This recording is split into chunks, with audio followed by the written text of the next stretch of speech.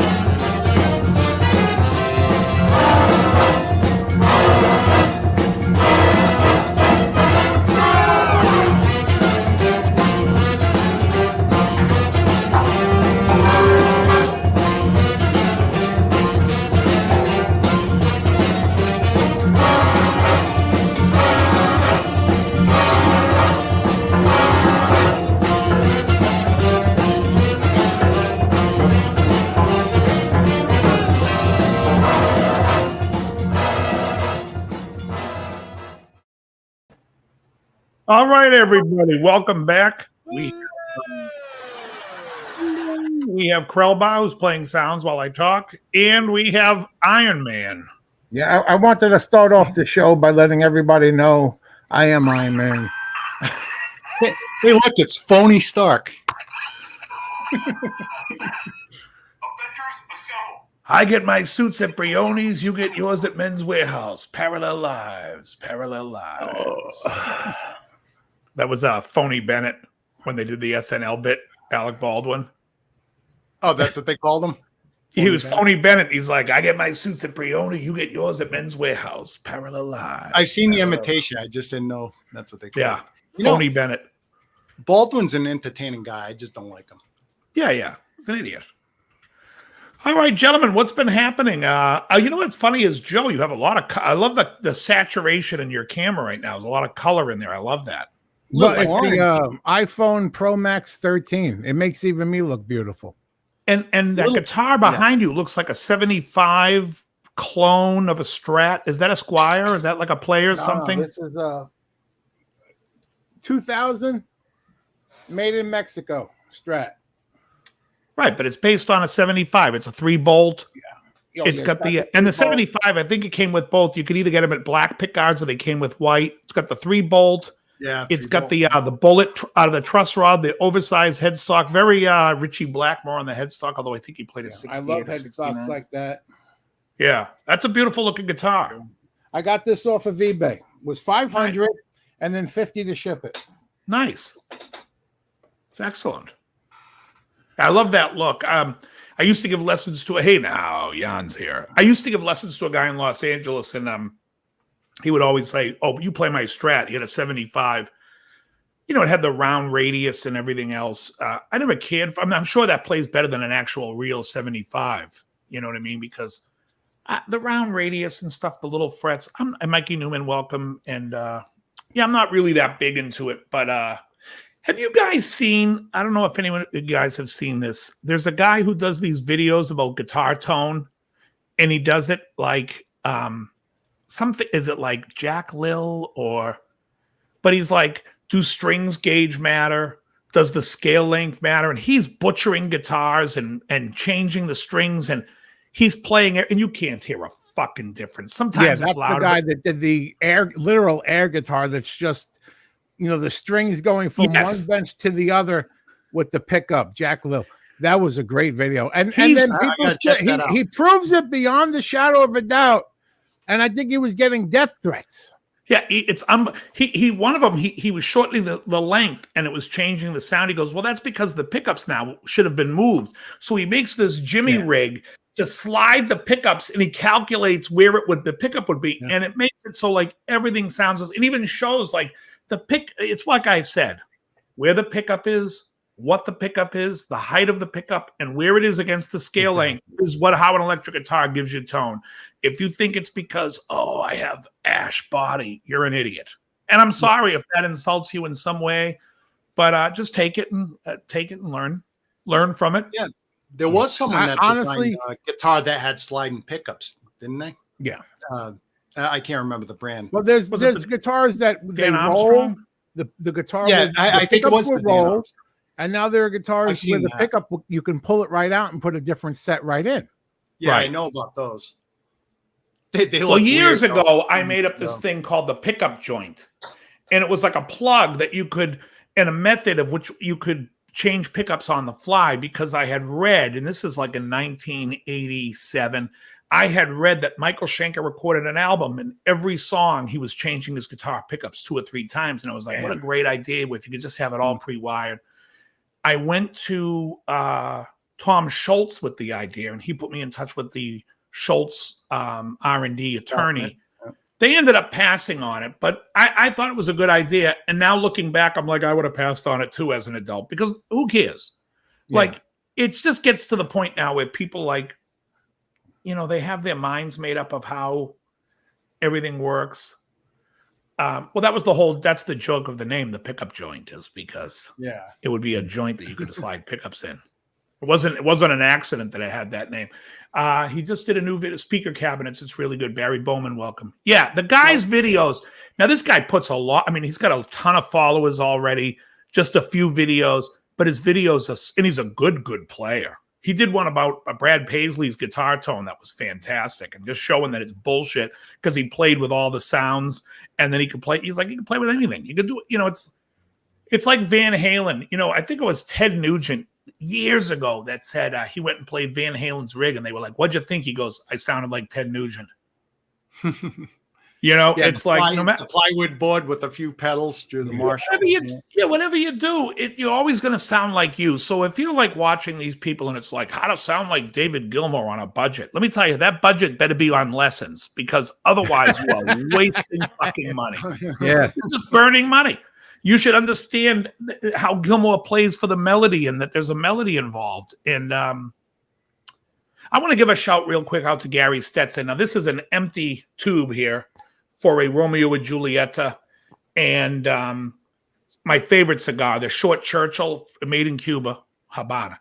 Anyways, he gave me one on Saturday during my gig with Emily. He came in, he goes, "Hey, by the way, I came to see you, and here's a gift." So that one's in my humidor, the full one. But what a great guy! Just want to say thank you, Gary Stetson, for that. And belated thank you. He gave me a Cuban like a month ago. So yeah, just a great cigar. Today I went and smoked a Aroma de Cuba, the one that I got 5 of coming from CI this week. So I figured I had one more in my humidor. I'd smoke it today. Great cigar, a little heavy, but I kind of like it. It really gets good near the end. I smoked one on Friday. That was one of the Foxes, and that was down at Beavertail Point. I saw those pictures. Went down, yeah. And nice view, nice everything. So if anyone gets a chance, and if it's not too much of a problem, either one of you guys, could you post one of Jack Lil's one of his videos in the chat so people could see? Ooh, you made your own lemonade. I love it. Love it. Lemonade. I love it. I'm drinking out of a goblet. I love it.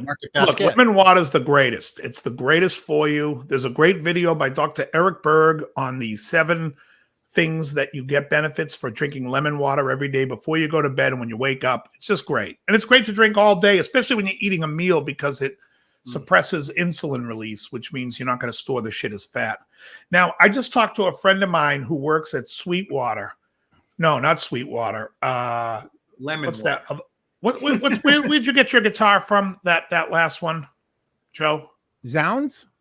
I just talked to a friend of mine at Sounds, and I said to her, I heard Joe sent back his guitar. And here was her response. Damn.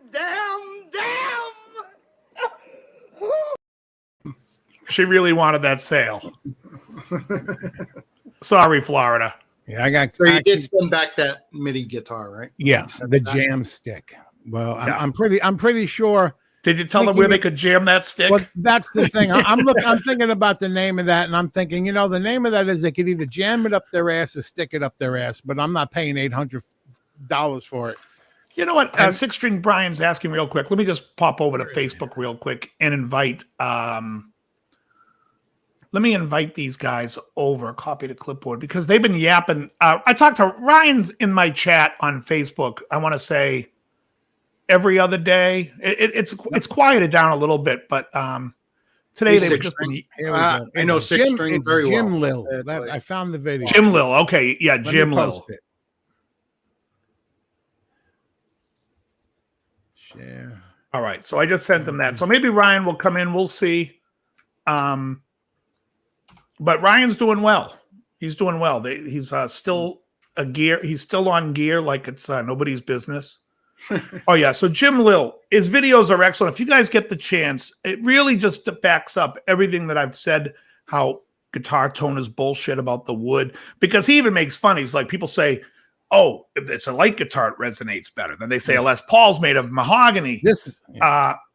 How much lemon juice should you add to an 18-ounce? I do it by taste. Whatever, if you get, fill maybe like a quarter of the cup Cheech with it. I just do it by eyeball. I eyeball it. And what I do is I throw in a couple. What's that? Does it have to be fresh? No. If it's not fresh, the only thing you're not really getting is these vitamin C. But if you take vitamin C, you don't need it fresh. So I do both. I do fresh and I do the other, but I'm also taking 4 grams of C a day. Now, somebody, what was I just? Oh, there is you can use sweetener. Like, don't use Splenda. Splenda's the worst of all the sweeteners, but you can use stevia or you could use Equal. What is there's a new sweetener that is actually the best for you. Begins with an A, and hold on. Other day, sugar sweetener. Does it got carbs? Best for you. No carbs. It is called. I'm gonna know as soon as you say it. Well, I've been using. It's Truvia. Like a something. I wonder if that shit I got in the kitchen that I didn't like. Well, this one actually, I've got it. What's it called? The brand names are Sunnet and Sweet One, and it's acesulfame. Yeah, I think that's what I got in the kitchen. I didn't like it. What's the full? Dave, you considered grabbing a clip from Esther Roosevelt. Oh, she was on the Incredible Hulk. I'd have to find that, Shane. That's great. I'm watching Hulk right after this show. It's on tonight. Isn't it? Hold on a second. I'm hearing something. That's you, Grill. Oh. I was looking something up.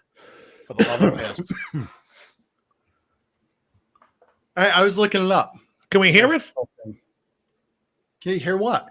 The Hulk theme. What the hell are we talking about here? He says he's going to watch the Hulk. I mean, even Joe knows I'm waiting for the sound. I was enthralled in what I was looking for. Here we go. Keep it going for a while. The piano stylings of Joe Harnell. Tommy Oliver in the orchestra, everybody. Tommy Oliver. All right, you can kill it. I can see the credits rolling. Yeah. So and him walking away with the waltzing Matilda, right? Yeah, Matilda over his shoulder. I need that guy in my fucking car getting angry. You stop short. You don't do that, Joe. You wouldn't like me when I'm angry. Don't break check.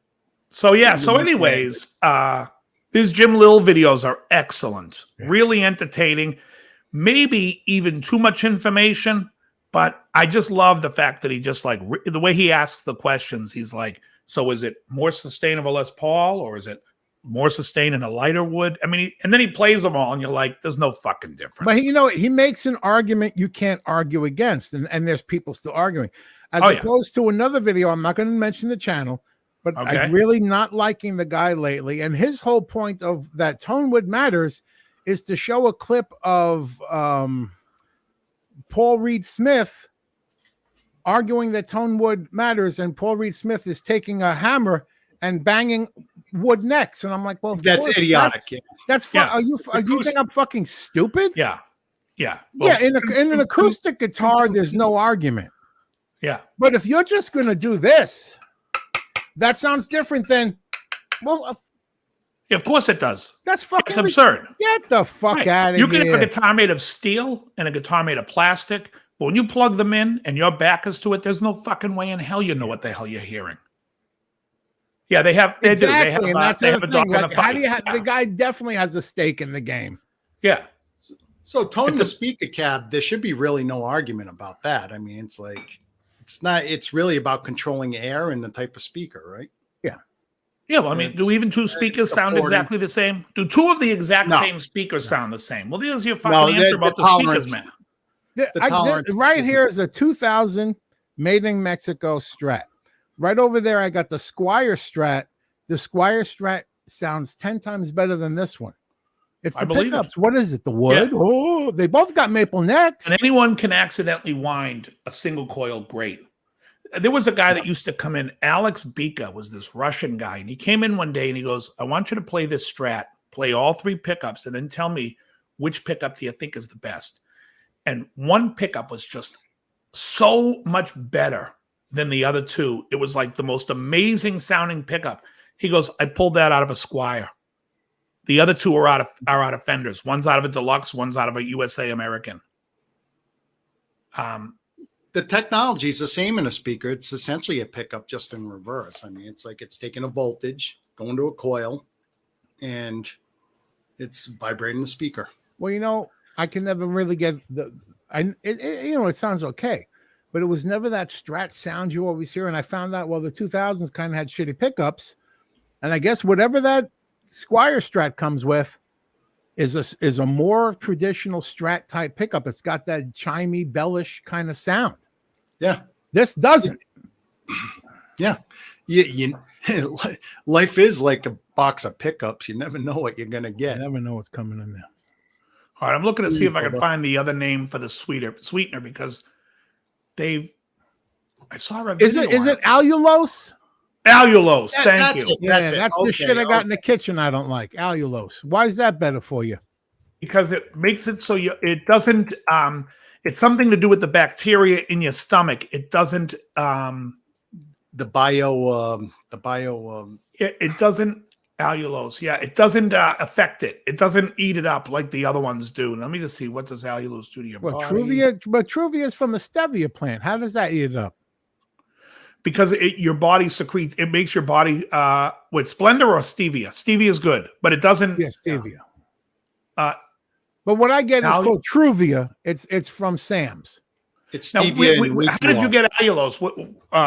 I got the allulose from Target one time. I'd run out of Truvia.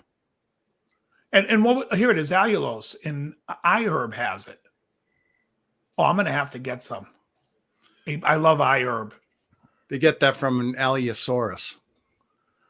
Allosaurus from Land of the Lost. Yeah, Ari.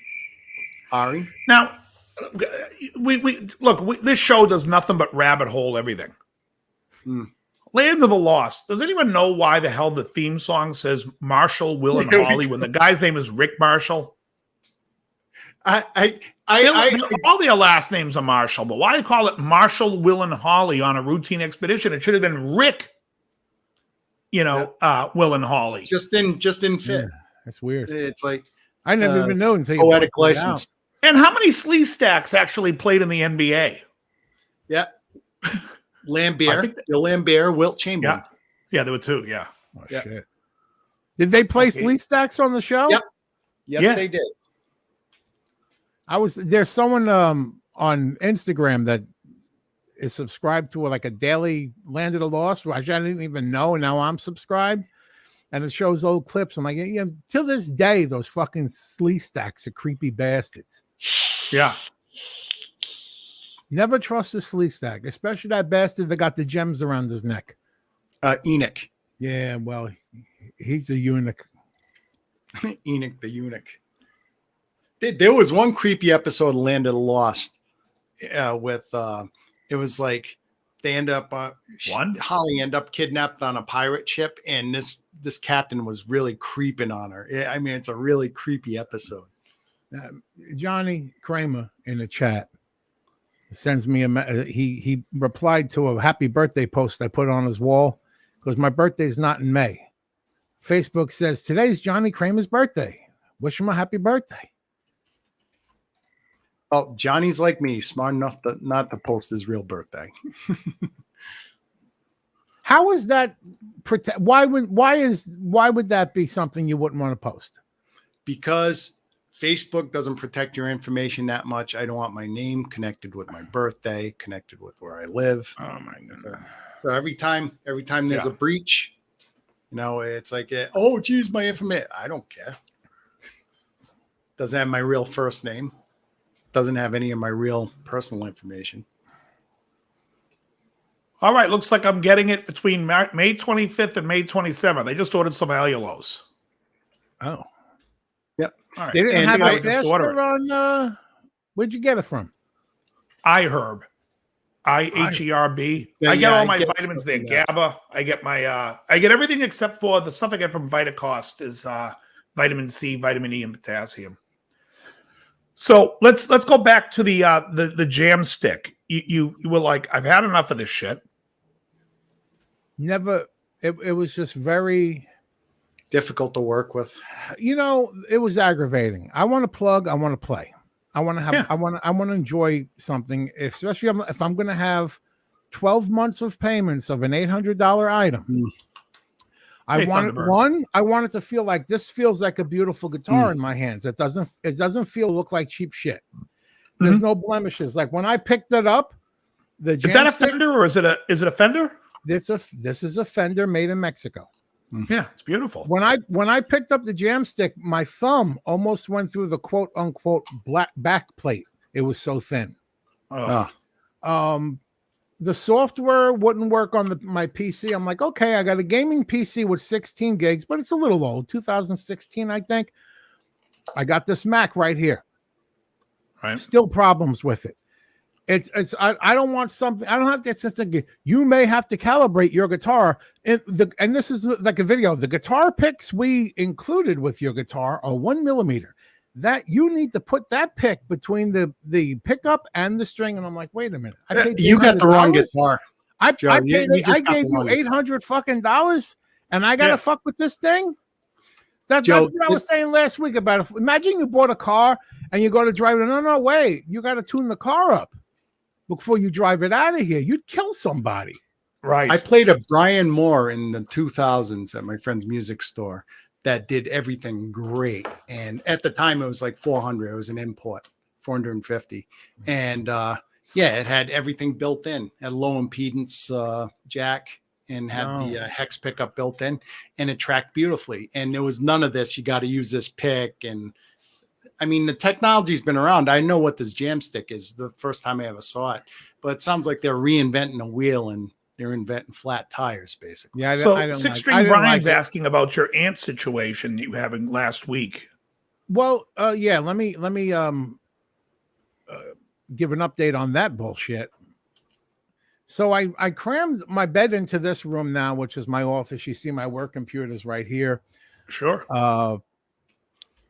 No, I see no more ants over what was my bedroom, which now I just chill in because my PC's in there with my big 50-inch screen, 50-inch screen TV attached to it. The ants now I'm seeing a few every night in the kitchen. I hadn't seen any for a week. I couldn't get through to anybody on it's called Truly Nolan.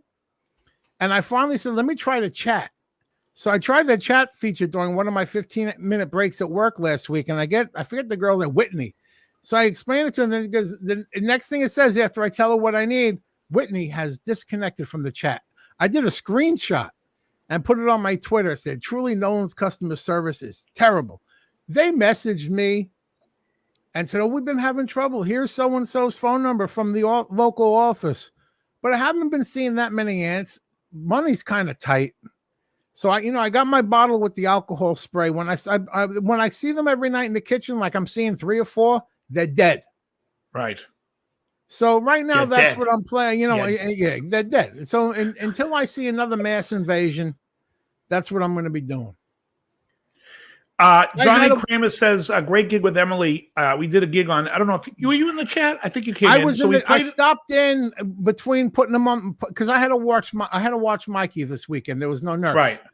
So I put them on the bowl. I sat down to turn on the computer. I said hello to everyone in the chat, and I was running back and forth. I was listening from the living room. Right. Oh, cool. But so it was a good gig. Great. So we have a show. I have a show Saturday night coming up with that guy Danny Gallagher that I played with before.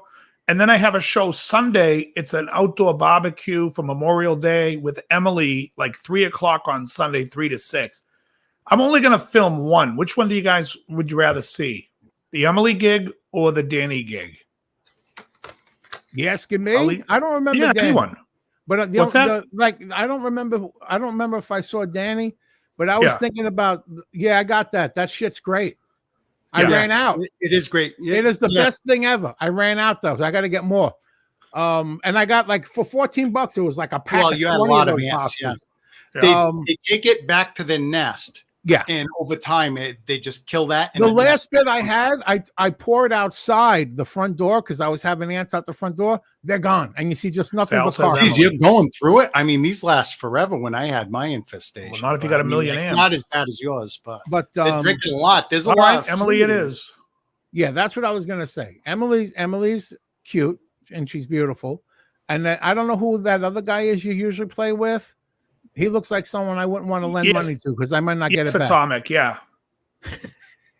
Did I get your raw steak Saturday night? Well, I was at the cigar shop, so they gave me a raw burger, a very rare burger, which was excellent. And it was a great burger. The chef down at this place is great. So we both had a couple of burgers. It was great. When the show was over, Emily and I hung out back. We hung out with everyone else, and I ended up smoking a cigar. So it was a great time. And then Jim and Chris Krellbauer and I went back there on Sunday. It was great. We had a good smoke on Sunday. Yeah, so I'll do that. So now you got rid of this guitar. Did they credit you $800 or did they? Well, last Friday, work was a bitch, especially knowing that the nurse sends a text. Well, I'm not going to be able to this and that. So I finally started lunch late, like 20 minutes late, but that actually worked out because I sat down in that room. What I do is I'll leave here and sit down in the room that was my bedroom, and I'm relaxing there, and I hear a weird sound, and I'm like, what's that? And I jumped up. Oh, shit. That may be UPS. If I can catch him, I can give him the guitar to take back.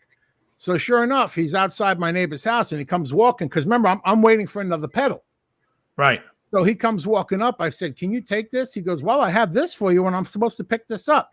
Never contacted me to pick nothing up. So I said, well, I have this label here. He goes, I already got these labels. He slaps the labels on them. He takes it. I don't know if they've gotten it back yet. That was Friday. Give it a few, because I logged in before to check. Right. And I said in the message, why, because you got to describe why you're sending it back. Because they're like, well, we'll either give you this, but if it's just you not liking it, we're not refunding that. And I'm like, I said, first of all, the USB cable didn't work. I had to get my own off of Amazon. The thing feels like cheap garbage for $800. I couldn't get the software to work on my app, on my Mac or my PC. So they better not give me that shit. And I says, take whatever money I owe or that I've already paid, because I've paid, I think, $146 towards that, and put it towards, the V I got, the check the V that I'm still paying off. Nice. Now let's see. Now, what was the pedal you got? We were talking last Monday. Yeah. And I was venting my frustrations about this jam stick that I'd like to stick and jam back up their ass, which I basically told them to do. And someone had asked about synthesizer pedals. Yes, so somebody did. Yeah, and I had been looking at one for a while, and I watch a billion videos before I buy something. And I said, you know what? Let me watch. I watched one of my videos. It says, that's, I think, what I want. So I got this. This I got from Guitar Center. Now, let me ask you real quickly. How does watching a billion videos on Pornhub actually help you decide what pedal to buy? Well, because if I'm not playing the pedal while they fuck, I don't buy it. There we go. Oh, okay. There we go. All right. So there it is. Oh, that's a nice looking pedal. Yeah. That's solid. Yep. That looks good. Looks like it's got some an expression. Oh, let me see the back. Hold on. Can I see? Yeah. Looks like it's got an expression pedal slot in the back. Let me see the back again.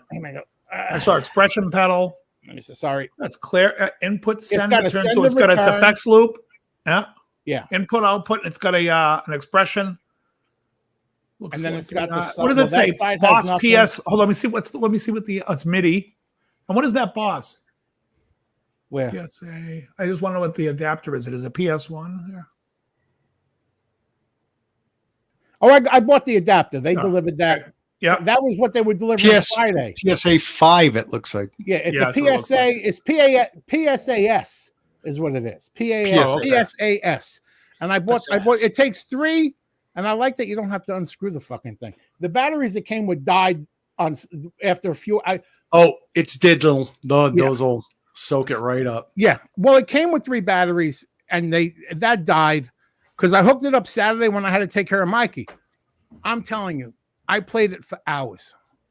You could just play. Here's what I loved about this.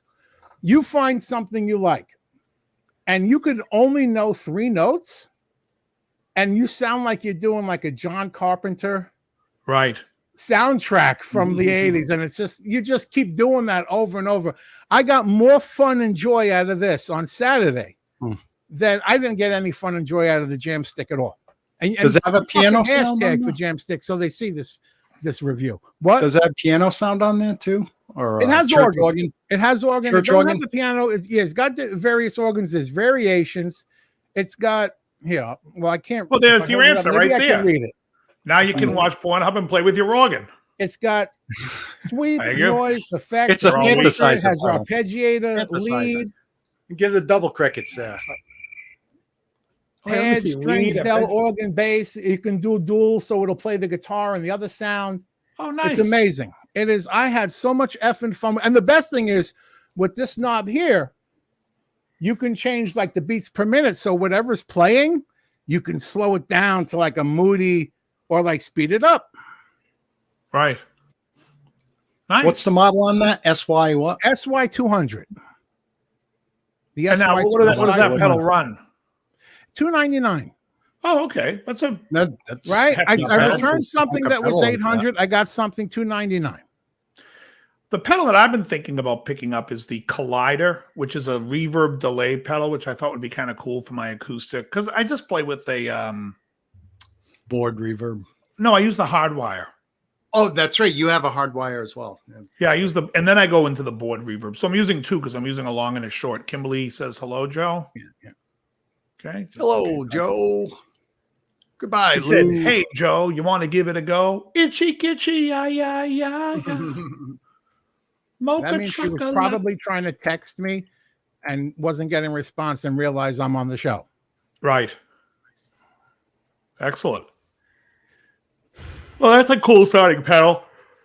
I can't tell you the last pedal I fucked around with. It's funny because these guys, I was talking to John Bingham and Ryan earlier, and these guys are talking about amps, like literally for 3 hours about Bad Cat, Matchless. And I'm like, shit, I play this Fender Mustang when I'm giving lessons. And other than that, I never plug in. Never.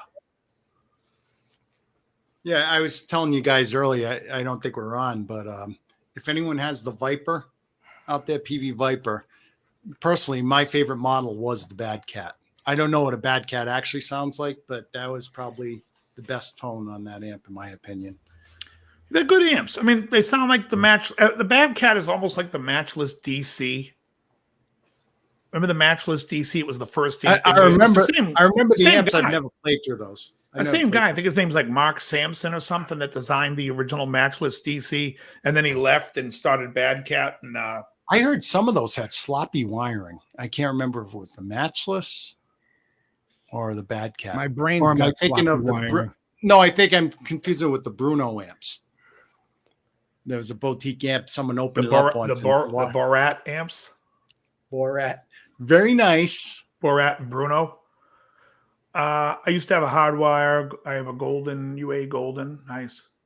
It is an AC30 vibe, kind of. I don't know if it's an AC30 vibe because the Matchless Avalon really was more like the circuit of the AC30. I believe the DC30 was like a modded AC30, but modded enough that it was its own thing, if you will. Whereas the Avalon by Matchless is really more like a fancy, American-made Vox.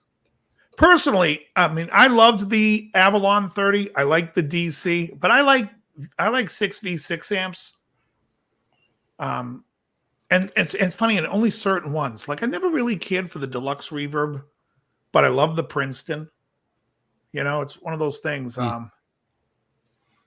and I'm with you. I think the Princeton's probably the best amp. And that guy I had on this show before, what was his name? Rick from Vintage Sound Amps. His Princeton, which has the 12-inch speaker, is one of the best Princetons I've ever heard. So a synth pedal would be really cool into a Line 60L4 Mark II with all the effects in the looper. I'm sure, yeah.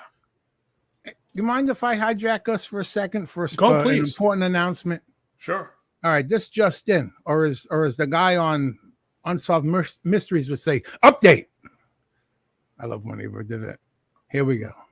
I got 5 perfect C sets today. Joseph was everything a customer service rep should be. He was patient, knowledgeable, accommodating, and very pleasant to work with.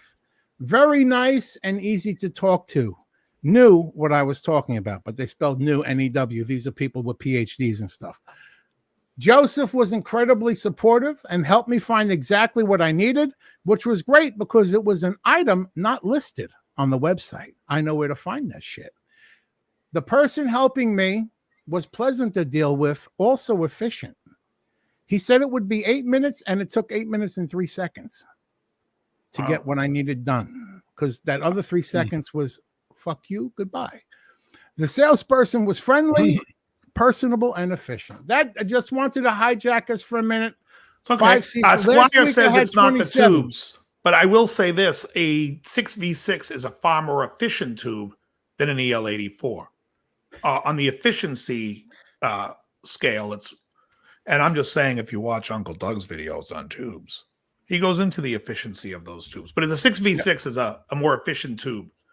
The gig sounded great with Emily. I did that already. Yeah, you did. Thank you very much. It's the Tolex. Yeah. Did you see the new Black Star amps? All tubes, super light. Looks interesting. I have. Is that St. James 6-string? I've played. I got to watch videos on that. That looks pretty sweet. What they have a new high gain amp called the St. James. All right, Kimberly saying way to go. You know, here's a question I have is I never, the Black Star amps, I've never heard one I liked. Thank you. Well, I played through one tube amp and their let me stand corrected. I-Core? I want to stand corrected. Yeah. They sound good when somebody else plays them. I do not like the way they feel when I play them. I've never played one I liked. That's what I meant to say. That's right. What was that solid state one they had? The I-Core or the something core? So someone correct me in the chat. I said to the I-Core, I can fix that hump. The amp said, what I-Core? What hump? It's a fucking Young Frankenstein joke, folks. Please keep up in the chat. Yeah, but it was funny story where I tried. It was at that Guitar Center in Attleboro, and they had to use the tube version of that. And I tried it, and I didn't like it. And I said, "I'll try." They're raving about this I-Core or whatever. And so I plugged in, and turned it on. It didn't come on. And I told the guy, I said, "Well, that's not a good endorsement. Do you have another one?" He dug one out of the box. Yeah, that was called. And I played it. And I played for a few minutes, and I said, "You should have left it in the box." Can I tell you how out of touch the amplifier manufacturers are? Somehow I'm echoing. Who am I? Yeah, you have an echo. I don't hear an echo. It's gone now. All right. You remember when Jurgen, I think that's his name, or Jörg, whatever the guy that does the Marshalls, he compared the Marshall to a solid state Yamaha amp. The G100 or something, whatever it was. It was a Yamaha solid state amp from the early 80s. That fucking solid state sounded better than the Marshall. It sounded fantastic. The guy made the thing sound. So how come these assholes don't sit there and go, let's just take this fucking thing apart and make it again? Anybody can do it. I don't know. Why the hell are they not sitting there going, why not make a solid? I mean, like the Katana's a solid state amp, right? So why isn't anyone sitting there going, well, this thing sounds better than the Katana. Why don't we just take it apart and fucking duplicate it? Mm-hmm. Right? I mean, you can call it any name you want. Today you got like everyone, it's like, oh, here's the Marshall 1959. Well, gives a fuck. I mean, come on. in the early 80s, that Can't was the play it. stock amp at Berkeley. All the practice rooms had the G series Yamahas in there. You said there was going to be something interesting? No, I'm kidding. Is it the G series or the J? It might be J. It could be the J No, it's something. G. I'm almost positive it's G. I think it's J. Would you look up the Jorgen thing? It's Marshall versus Yamaha. Now that I'm remembering, the G is the one that's easier to find. Okay, so I'm thinking of the G. You're thinking of the J. I'm thinking of the one that Marshall he one. You can call me G, or you can call me J. Ray I'm J. getting Stevens. That's what you guys Ray sound J. like. Johnson. Let me tell you how unentertaining 70s television was. That guy was a comedian. You could call me Ray, and you could call me J. Today, it would be like somebody just hit him with a bat. That would be the entertainment. Yeah, The and second we only knew him because he was on the damn Miller Lite commercial. You didn't see him on anything else, or I didn't. I can't find out. What's the name of the channel? I don't know what his channel's called, but just look up Marshall versus Yamaha. I did, and I'm getting a lot of. Was it $100 Yamaha amp versus $10,000 1967 Marshall? Try it. Johann Segborn. Yeah, okay. Johann. That's it. I always said Jurgen. I always get that name wrong. Okay, I'll put a link in the chat. Well, just tell me what the model of the amp is. They'll say it in there in the description. So you got a 1967 Marshall JX Breaker. JX65D. Yeah, There you go. 1980s I've never Yamaha heard that series. JX65D. That's it. That's the And I'll put fucking the amp. link. Why can't somebody just clone that motherfucking amp? It's a solid I've state. thought of That thing stuff like sounds that. unbelievable. Marshall makes bass amps. Yeah, of course they do. In fact, Malcolm Young used to play the super bass. Yep. So the Richie Blackmore too, I believe. Blackmore, I I'm gonna thought, put a played link the to the Marshall video. Master. Marshall Major. Marshall Major, I mean. Yeah, the 200 watt Marshall. Yeah, Marshall Major. The 1986, I think, is the 50 watt bass amp, where the 1987 is the. You got me. Yeah, I think 1986 was the 50 watt bass head. Well, he seemed like he was in good spirits, Hannah Baum, on Instagram. I saw his video where he was talking. Who's Norm Harris? From Norman's Ray Guitars. Oh, really? Yeah. Oh, geez, I didn't know that. Yeah. What happened? He has cancer, and he was. Yeah. Yeah, so chemo must have gave him the heart attacks. Yeah. How old is he? Like, he can't be that old. He must be like Nah. 68, 70. Yeah, probably late 60s, I guess. Now, of course, it's up to 400 on reverb. What is? The Yamaha. The JX? Yep. They have one? Well, they got plenty of them. 65Ds? Yep. Solid state brown, 400 plus 125 shipping. Yeah, 125 shipping. Well, this place Great. is in Canada. It's a great sounding amp. For a solid state, because you got to figure, number one, it's going to be a lot lighter. Like, you take that to a gig because it has a great drive sound, and you take a JC 120, you never have to worry about tubes. Now, That's I'm clean just sound. curious. When he does this comparison, does he crank the solid state amp? He does? Thanks, both. Wow. That's impressive for something from the 80s. You got to see this. It's unbelievable. I'm going to watch that video later. Probably- It's a 5-minute video. Now, don't ask me GX. about the intricacies of the circuit, but it's probably a Class D circuit. I found that's the same circuit they use for the power section of the I Katana. think Class D is all solid state, isn't it? No, How else could it? What else could it be? it's a class as a circuit. I think I think Class D is the standard for solid state. man. Yes, Jan. Atomic Punk, I used to have a crate G40C. In fact, There's Class A for solid state as well.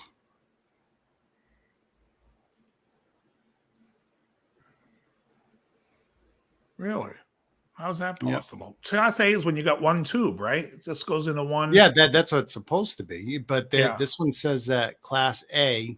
So what it is that You show me a solid state that's not Class D. How about that? well, let's just put it this way. the circuit is what the circuit is. So if you have an AB or an A or a D or whatever, it really doesn't matter if it's solid state or tube. What it is, all solid state is the transistor is just a tube in solid state form. So it's still the same amplifier circuit. So, I mean, all these classes, if you replace the tubes with solid state, you've got the same circuit. Atomic Punk, tell me you had to give some money. That was not a straight trade for a crate G40C for a 5150 half stack. If so, can you please tell me who traded it and what other gear they have? Here's a website. Got one for $249.99. Local pickup only. $100. This made in Japan amp from Yamaha is a great workhorse of an amp. Which one is this? That's the same one. The 65D. Yeah, JX65D. I bet you that D in model number may stand for Class D. Johan's an Ace fan. That's what it says. Hold on, let's see. Class D.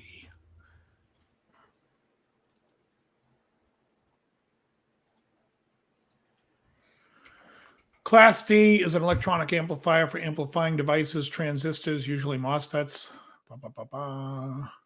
Yeah. First Class D, 1964.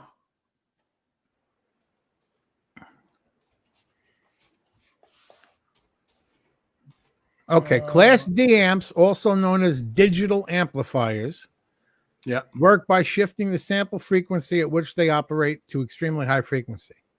So there you go. D for digital. Yeah, well, Class. No, it's not digital because it was way before digital. Wow. Yeah, but you see, I'm reading from Google. It's got to be true. Right. Yeah, digital wasn't there. I mean, transistors came out in the 50s. But see, if you look at a Class A circuit definition, it's just the circuits. The circuits are what they are. It's an amplifier circuit. And all you're doing in a circuit when you make it solid state is you find a way to create the same circuit using a transistor instead of a tube. So a Class D circuit or C circuit is how it's configured. They probably don't use a Class D circuit for tubes because the way the circuit is set up probably doesn't have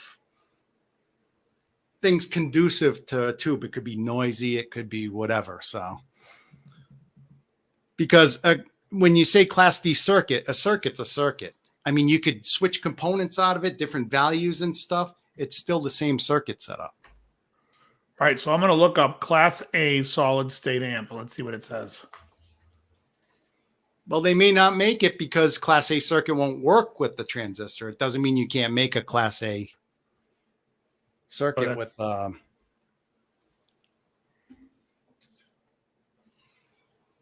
and a lot of times when you have things like this, they become misnomers because like I'm saying from total technical level, I mean, these are different circuits. Now, more will be made with tubes and more will be made solid state because that configuration of the amplifier is more conducive to using a transistor or a tube. But a lot of time, but because they use it more for tubes, someone say, yeah, it's a Class AB circuit or something like that. Automatically, they'll say, oh, yeah, well, AB means tube. No, AB is just a circuit that's conducive for using tubes. Yeah, Cheats, the bass amps from Marshall, I think were the same amps as the guitar amps, but there was something in the front end. And I don't know if Malcolm had that taken out, but they're very similar. I mean, you have to also remember most, like Jeff Beck for years used to play a Fender Bassman. A lot of guys use bass amps as guitar amps. Oh, yeah. You know? I used a TKO PV as my first guitar amp after I got my brother's Super Champ and he sold TKO 400. It wasn't even that much. It was the TKO 65, I believe. Oh, okay.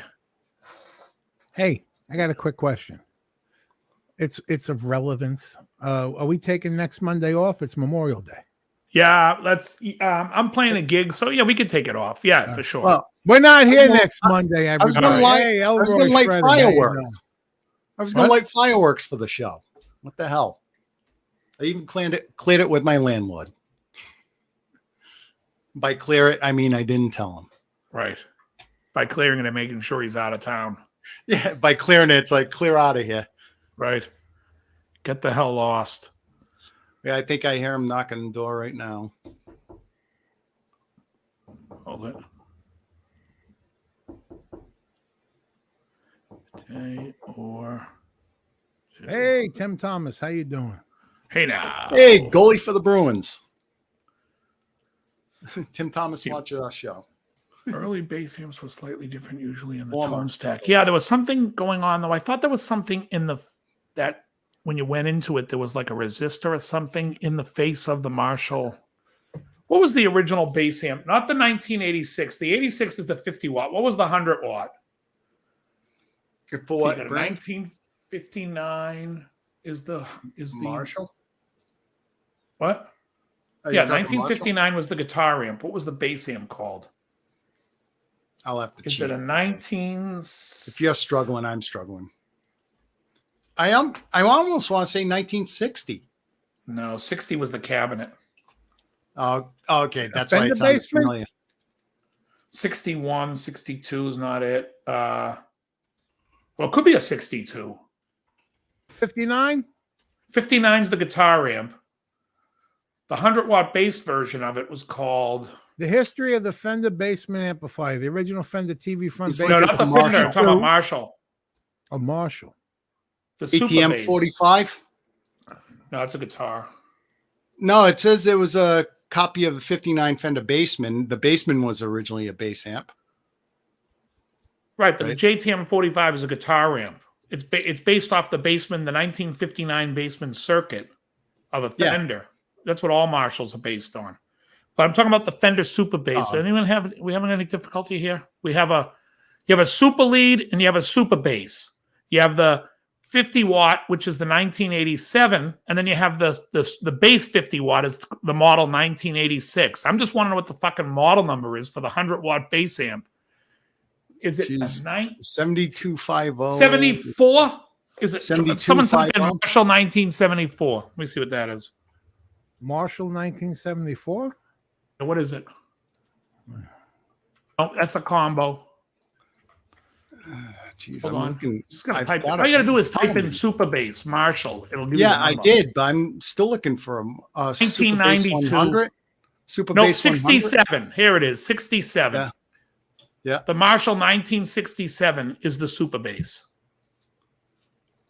100 watt. Okay, they're identified as 67 models. Okay. Yeah, when I saw it right in front of me, but when I saw that, immediately these numbers have nothing to do with years. Yeah, these are just catalog numbers from whatever that company was called, Rose. I forget. Park. Well, yeah, they're all model numbers. So, like 1959 was the head, 1960A is the top cabinet, 1960B is the straight cab. 1960C is the gay cab.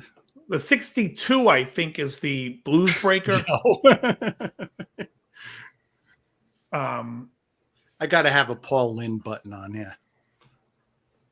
Like the 2203 and the 2204s. Just catalog numbers.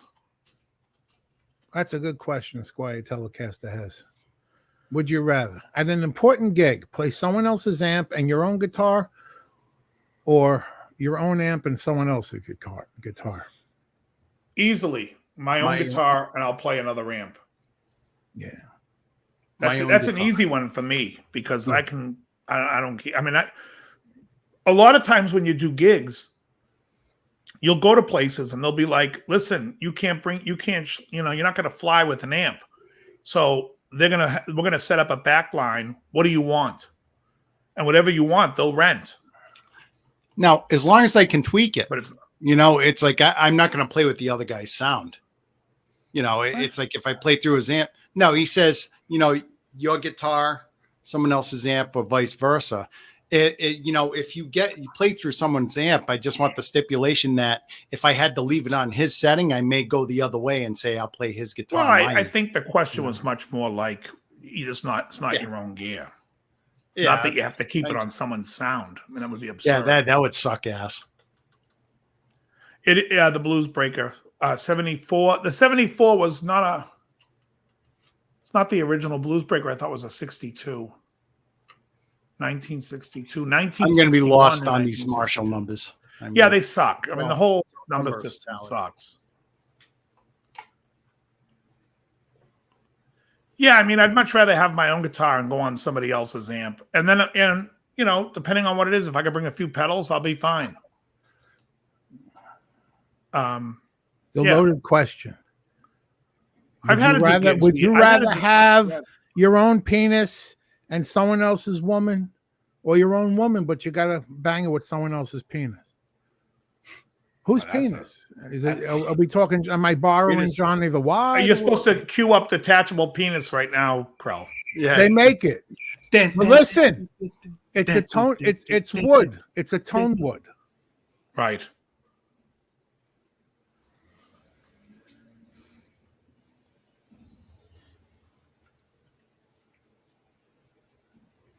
Yeah. Anyone else get any new gear besides me and my pedal? You're talking to. How about in the chat? Who's got gear coming? Anyone waiting for any good gear sales? I'm going to be selling someone else's guitar. My buddy came up to me, and he doesn't play guitar. He won it, and it's a Jackson V. It's a Japanese one. It's a nice one too. The pickups are ripped out for Dave's favorite, Seymour Duncan's. They still I love it. Pickups. The 57. No. I believe he was the guy who ripped out. He's actually a really good blues player and stuff, but he plays metal too. He loves Dave Mustaine. Go figure. But that's why he got the V guitar. But he ended up raffling off at a charity thing. My buddy won it. But anyways, I'm trying to get a price on it. I think I'm pricing it fairly at around $600 for a Japanese made one, $600, $650. I'm going to sell on Facebook Marketplace for him. He's going to take me out for dinner and a beer for doing it. Hanoi, please don't make me crazy. The Johnny Depp Amber Heard, I haven't paid any attention to it. It's worth watching the snippets because it's hilarious. Snippets. Yeah. That was Saturday mornings, wasn't it? Yeah. Oh my God. We just got an Alto 12-inch powered speaker. Yeah, I use Altos when I do my. So I'll be using. So just for sound purposes, good night, Kimberly. For sound purposes, the Sunday gig I'm playing with Emily, I'm going to be using my speaker system, and so the sound will be a lot better. You'll be able to hear it in my phone better with less audience. It should be good. That gig was tough because I had to. They asked us to only do 80s songs, and then if somebody requested something from the 70s, we could do it. But they really just wanted us to focus on 80s, and I didn't know a lot of those songs. I had to learn like 10 of them, so I was like fucked. You want to? I was in here when you had Def. I think you were doing a Def Leppard. Yeah, Hysteria. Yeah. When you left the cigar bar yesterday, Dave, as soon as you walked out, the radio played "Enjoy the Silence." Oh, nice. And then this morning you put that lesson up. Yeah. Oh yeah, how was that lesson doing? Let me take a look. Wasn't doing. It's funny. My lessons don't do great right away, and then like a day later, they jump up in numbers. Did you put a lesson out today? I did. Yeah, I'm going to look right now. I haven't even checked my YouTube yet. I'm going to look right now. Hold on. Enjoy the sun. Oh, yeah. Somebody commented.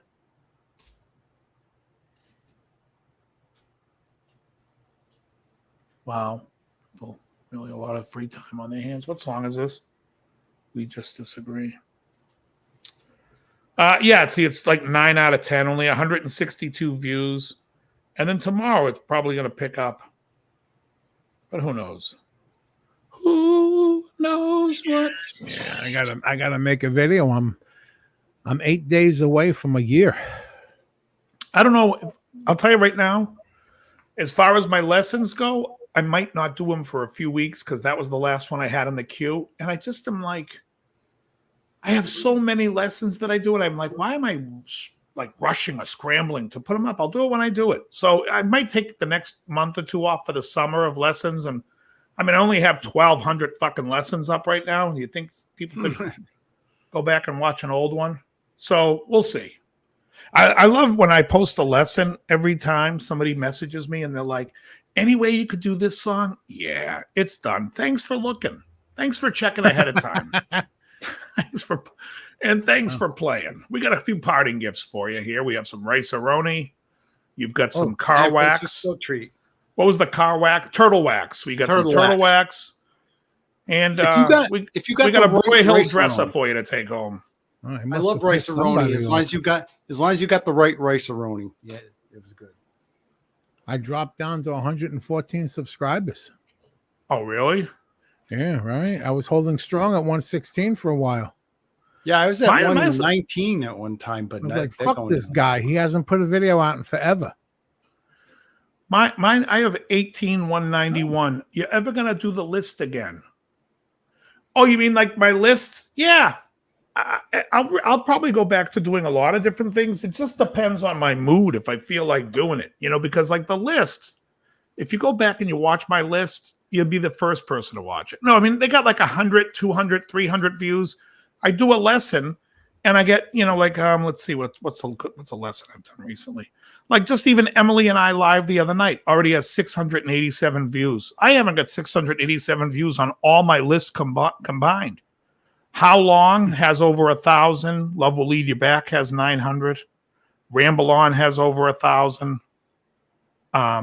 You Are the Sunshine of My Life's almost at 2,000. So those videos do well. I do a list video and it's like 7 people watched it. And it's really 5 because Hannah Baum watched it 3 times. Can you just recycle while on sabbatical? Remember on Wheel of Fortune they picked out the prizes? Oh yeah. Yeah. That's when Chuck Woolery was the host. Yeah. I'll take the Broy Hill dining room table. And the prices were so inflated. I'll take the suit by Botany 500. Yeah, I'll take the 19-inch TV for $800. No, but I always love the brands. They always had specific brands that the show had that they were getting donated. You know what I mean? They always had a grandfather clock. Oh, I'll take the grandfather clock. I always wanted one of those. You did? I watched 3 episodes of Columbo where the grandfather clock gets the murderer fucking caught. Actually, it's just one episode. It's the Johnny Robert Kramer Culp says he had a Euro plate from Nikki's in Chicago. Oh, I love gyros. Love them. That's tzatziki sauce. So I changed the guy's strings. Ooh, just made me think of that. I changed the guy's strings the other day, and he comes over and drops off a gift card for Time, which is this Lebanese place. I am going to get chicken kebabs and garlic dipping sauce tomorrow or Wednesday. Or Thursday. Maybe I'll do it. I got to get my car inspected. My inspection, I only got like a few more days for my car to be inspected. Well, go to the inspection first.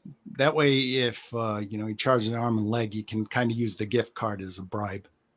What do you mean? No, I said go to the inspection first. Inspection's a flat fee. It's a flat rate.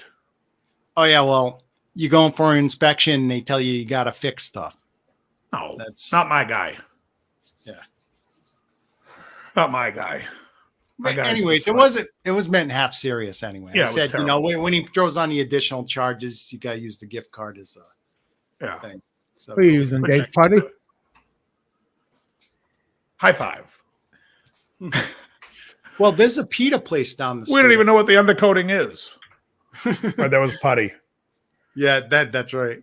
You're not going to charge me for undercoating? We don't even know what it is.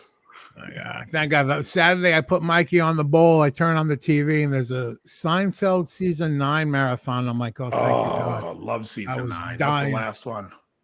It's the reverse episode in season 9. Kramer's in the shower about to install. Oh, the disposal. The disposal. He calls up Putty. I made the salad in the shower. Yeah, that's the germaphobe. What do you got, Crankman? Yeah, there's a typo. That's the German. That's the germaphobe episode. Yes. Yeah, because then they're at the end. They're you got to see these. You got to see these slippers she swaps around in. You made this in the shower? I made the whole meal in the shower. The whole meal in the shower. You had this food in the shower with you? The salad. I made the whole meal in the shower. Elaine wipes her ass on the woman's keyboard, and the woman, I just... It's the Sue's woman, isn't it? Right. It's Sue's. Yeah. Oh, my goodness. Oh, it's fantastic. Great show. I love that show. Yeah. I watched a couple of good ones recently. It's on every day here. It's like, usually when I get in from the gym and stuff and I'm done doing stuff like around 3 o'clock. They had the one with the backwards episode. Good night, Jogdish. The wedding. That's the Indian wedding. The Indian wedding. Oh, I love George, that one. George doesn't pee the whole trip. Right. He's wearing the Timberland boots because they put 2 inches of height on him. Right. Then there's also, you remember that same episode is Franklin Delano Romanowski. Oh, with the lollipop. Wish, yeah, because he told Kramer, I wish you dropped dead. Right, the lollipop, right? Because they kept going backwards in time, so the lollipop kept getting bigger. It's that big, and at one point it's just a stick. Oh my goodness. Such a great episode. Yeah, FDR, Franklin Delano Romanowski. Such a great show. It is. I like season 9 a lot. Yeah. I watched the Lincoln every Lawyer year. on It got Netflix. more and more insane. It was just, and then season 9 was just off the charts. Now, but season 9 is the Kavorka episode in season 9, or is that earlier? That might have been 8. No, I don't know. That might have been earlier. Let me see when the Kavorka was. He's got the Kavorka. Yeah, no, I think it's later. I think it must be 8 then, because I'm trying to think what was going on. That was George was going to convert to Latvian Orthodox, right? And Kramer goes there to talk to them, so he doesn't do it, and then they find out he has the Kavorka. The Lincoln Lawyer. I know the movie The Lincoln Lawyer with Matthew McConaughey. That's the 11th episode of the 5th season. Oh, fifth the season. Conversion. Wow. The Conversion, yes. Yeah. I didn't know The Lincoln Lawyer was a series. Has anyone been watching, what's the one with Bob Odenkirk there? Better Call Saul? Better Call Saul. No. You know, I never watched the series. I watched highlights on YouTube from like Breaking Bad and Better Call Saul. I never watched the actual show. Cheech, I got them all on DVD. I love Cannon. Love Cannon. Frank Cannon. The lore of the animal. Yeah, the lore of the animal. That's the Kavorka. Yeah. Did you like Jake and the Fat Man? Stink. No. I didn't either. Oh, God. You know what episode was on from season 11? Probably one of my all-time favorite episodes that I use it as a reference. Season 9, you mean? Job is where he finds the fucking Merv Griffin set in the dumpster. Oh, yeah. And sets it up, and George runs over the squirrel. I love that because he hit a pigeon. With the hawk? With the hawk. I love when he's like... the best is he got the thing from the trash, so Elaine goes, what's that smell? And then Kramer goes, well, Elaine, back in the 70s, some of them stars didn't have hygiene as good as they take Mannix for inside. I love when he goes, but he's like, all right. Then he stops for a second. He's eating chips and he's drinking the Coke. Time for a break. And they're just looking at him like, what the hell's going on? Brilliant. Well, first of all, you're reading off of cue cards. Then, of course, fucking Newman gets in there. They got the old type cassette player. That's it. I love when they walk by the dumpster. You know what this is? This is the Merv Griffin set. We have a new format. Now you've been playing with your girlfriend's toys after you've drugged her without her knowing. Well, she knows now. Right, here she is. And here she is. She's got the G.I. Joe with the frog suit. Jerry, what are you doing? I'm going to put the frog suit on and go to the sink. No, my father never played with these toys. My goodness. So great. Did people have trouble figuring out? And the sidler. That had the sidler, the guy that would sidle up to Elaine quiet, and he was the guy from Oh Brother Where Art Thou? What's his name? Yeah. Well, he's a real she sidler. gave him the Tic Tacs. She gave him the Tic Tacs. What was the one with Then I saw the one with George with he's got the job with what was it? Well, I had to clean up Mikey, so I missed the Festivus episode, but that episode's insane. Oh, it's great.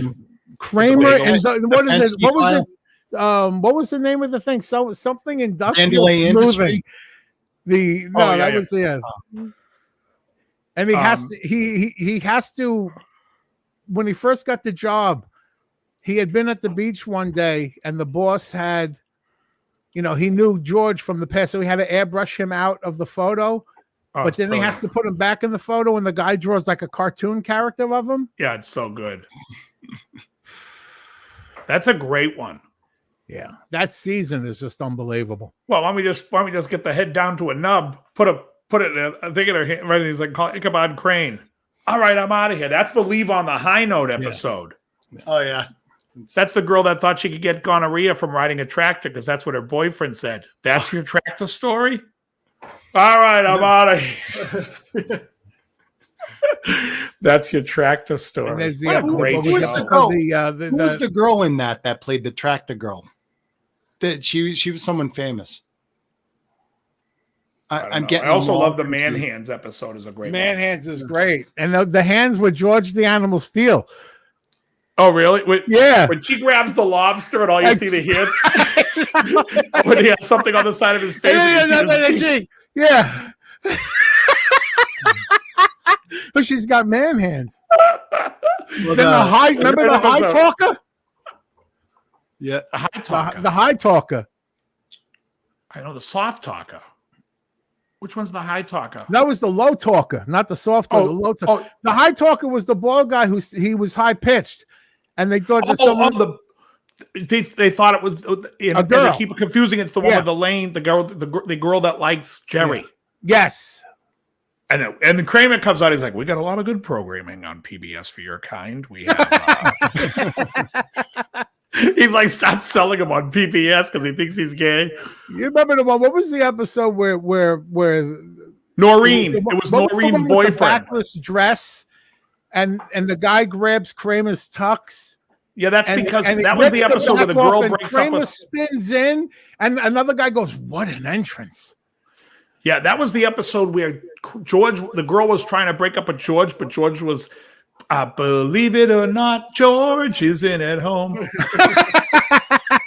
And then he goes to dinner with Kramer, and Kramer tries to break up with him, and he goes, "Give me another chance." And so Kramer does, and he goes, and Kramer shows up for the date, and he's like, "Where is she?" He goes, "Well, I took you back, George. She didn't watch her."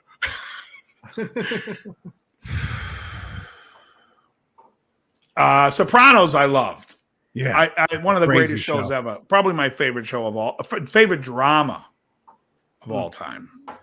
Very good, but it's like there were some dog shows in one of those seasons. I mean that whole divorce between Tony and Carmela was kind of boring.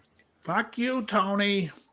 Yeah, there's a whole. I'm gonna buy this house, and they romantically go there, take a look at it. And, that's when they were getting back together. Don't need to hear that. I want to see people get whacked. The House on the Water. No, the show was good. House on the Water. The House on the Water, which was I forget the actor's name. And then they have them on the boat. They take the Stugatz out there and they're playing. And they're playing Dean Martin. Dean Martin from Live at the Sands, which I love because that's the bit when Dean Martin comes out, sings one song, and he goes, "I have time for maybe one more," and the audience laughs. You know what episode was killing me? The one where Hannibal. Kramer goes down to the post office because he got 3 catalogs from Pottery Barn in one day, and he's not going to take it anymore. And Newman tries to tell him, "Kramer, you don't want to do that. You don't want to do that." And remember he gets kidnapped off the street. Yeah, and he meets the Postmaster General, which is that guy. Yeah, it's a great episode. At one point, the guy asked him a question, and Kramer goes, "Hey, Winston." That was the guy from Boogie Nights, wasn't it? Wasn't that the guy that had the diabetes on the commercials all the time? No, it was Wilford. Yeah, it was Wilford Brimley. Yeah, yeah. And he goes, "Now, Mr. Kramer, you want that, don't you?" Yeah, that's right. Oh, Ruffalo, I would take that bet. She definitely will beat him. Oh, hell yeah. What's the American? There was another cheese great riff? one though with Henry Atkins. He played. My favorite was when Kramer yeah. was in love with Pam, the librarian. Pam, I love her, Jerry, because Jerry was dating her, and then so Kramer goes and they're doing the whole Cyrano de Bergerac thing where Newman is behind, and he's like, "Oh, your hair smells. What is that?" And she goes, "Oh, it's just something I got in the junk mail." And he goes, "There's no such thing as junk mail. In fact, all mail." And he starts giving her like a lecture on mail, and then Kramer has to hit the books so Newman will shut the hell up. It's so funny. Oh yeah, Bookman was great too. Philip Baker Hall. Yeah, that's who I was thinking of. Ooh, Hannahbaum has a question for Joe. Where you going with that gun in your hand? What kind of cheese belongs on a burger? What do you like on burgers? Geez, what here kind we of go. cheese? Well, I like I put Munster on anything, and of course cheddar. Yeah. All right. Ka-ching! I'm a cheddar guy. Sometimes Cheddar or Munster will go on anything. You put Munster on a coffin, I'll eat the fucking coffin. I like Munster better than cheddar on a burger. I had think roast Munster- beef tonight for dinner with Munster. Munster. I think Munster goes Speaking better about on. Munster, I got Munster my goes Munster better on sitting Lily. in his chair in the living room. I got to put it in the bed, so I'll be back in about 10 minutes. Yeah. I'll take American on anything. Very good. He's talking Only about problem- I Lily. can't Munster. listen to Don't Stop Believing without thinking about the last episode. Yeah. Yeah, I mean, I think the show is good. I like the first of all, the ensemble cast. You had Silvio Dante was great. You had Paulie Walnuts was awesome. And Paulie, the Pine Barrens episode where it's Paulie and Christopher out in the woods with the Russians. That's one of the greatest episodes in television ever. Yeah, and that was one of the earliest episodes. I didn't see it in the first couple seasons. When I started watching it, was the Pine Barrens episode, right? And then watched it from then on. And then I watched, the earliest seasons. Yeah, you should watch it. You should watch it in order sometimes. Oh yeah, I have it's good. since. I have since. Yeah, it's good. It's very good. But Joe doesn't know what American cheese is. Speaking of strong, okay, let's see, read that already. Yeah, the Fly episode, Hannahbaum sucks. And we talk about this all the time. That's the only episode of Breaking Bad I watch. The worst Besides episode. the first episode. But I was sleeping one night. I woke up. It just started. It was on. I said, I think I'll watch this episode. And then chasing the fly around the friggin' meth lab. I go, wow, this sucks. Walking really? Dead had episodes like that too.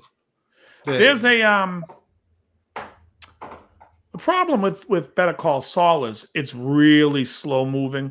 The other problem with Better Call Saul is there's very little drama that can go on. And I'll give you an example. I don't know if anyone's watched the show this season. If you haven't watched it, I don't want to give you any spoilers, but there's a scene where they put a gun to Mike, like they're going to shoot him. And it's like, well, this is pre-Breaking Bad. And we know how Mike dies. So therefore, we know he's not getting shot. So what they tried to make as like, oh, is Mike going to get shot here? No, we know he's not because we know the other show. That's the only thing. I think, how's he going to get out of it? That's about but even then, it's like once you know he's already out of it. So therefore, it takes away some of that, like some of the drama that Better Call Saul would have because they're using a lot of the original characters, which, instead of like having a guy that they didn't know or you didn't know in the story that was causing problems and they put a gun to his head, you're like, oh, maybe this guy gets whacked. That's why you wouldn't know. But yeah, the prequels are tough because you get stuck into that, the cast of characters that make it to the final show. So therefore, like a guy like Nacho in Better Call Saul, if you haven't seen it, please let me know. But Nacho, isn't going to be in the show. So therefore, he's probably going to be gone before that. The Tonewood pedal joke. I set my knob to rosewood. Oh no, that's a good one, dude. I just had a great idea. Yeah. If you made a natural guitar out of whatever wood you want, you can make it out of different woods if you want.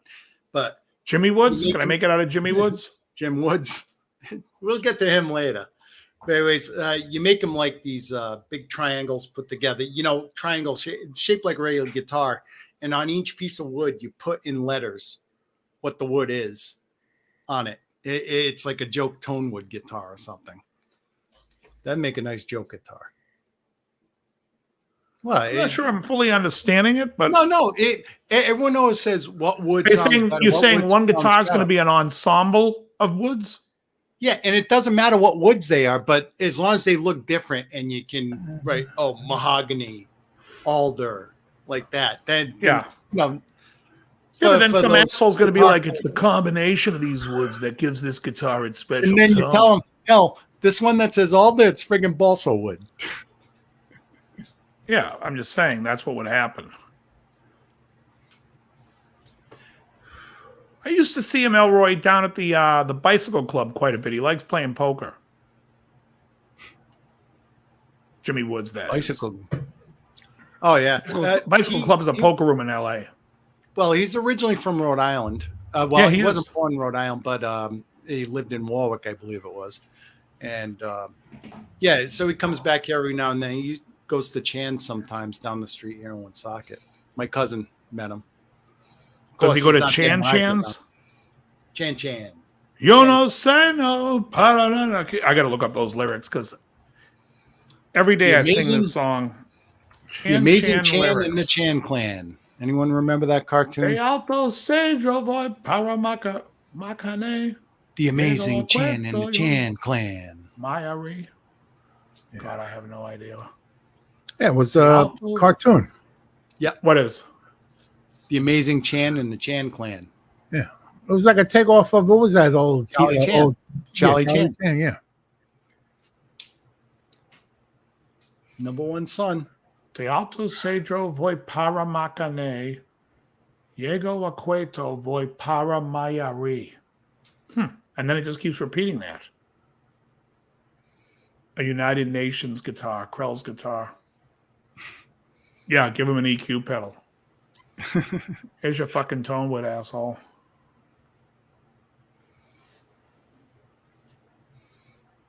Yeah, I mean, that guy, like, going back real quick to Jim Lill, where you watch his videos, for people that are really believing into the Tonewood, you got to think to yourself, boy, this guy's making me look stupid.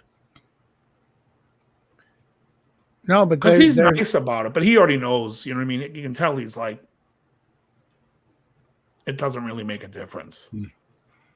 It doesn't matter.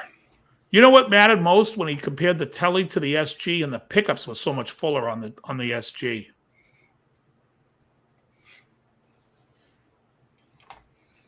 You know, I thought that was cool.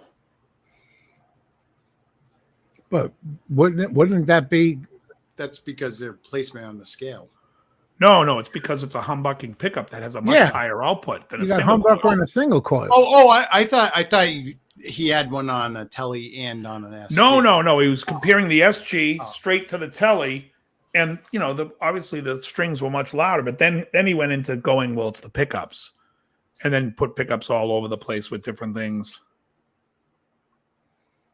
How many times are they going to tell me this fucking package is on the way?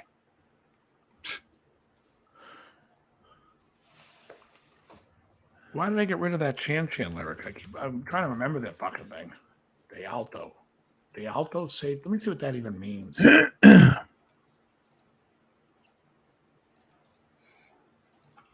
Anyone know what the hell I'm talking about? The song Chan by the Buena Vista Social Club? No. I remember the other. Didn't they do How Bizarre? That was their own. Is that them? How bizarre. Drove me up a wall.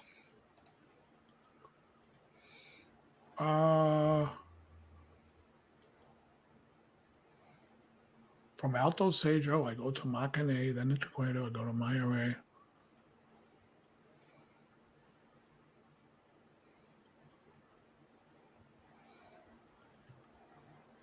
Interesting. It's a great song. Just like the Bumblebee. Oh, really? Yeah, I don't know. All these people with the caps and everything. I never use a tone knob, so I'm always like one that's like, really? I don't think I've ever adjusted a tone knob while I was playing, other than my guitar sounds dark. I must have hit it accidentally, and then I open it up again. At OMC. Not even remotely in the ballpark at OMC. What does that even mean? Strange reference, Ruffalo. All right, what else is happening? What's going on with Mikey's? Everything good? Yeah, I had to put him in bed. Right.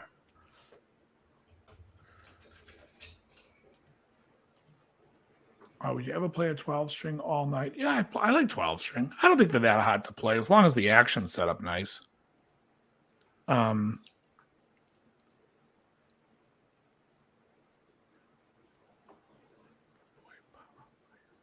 Makane and Mayari. All right, that I gotta remember. Yeah, like I said, I like 12. Mine's in the other room.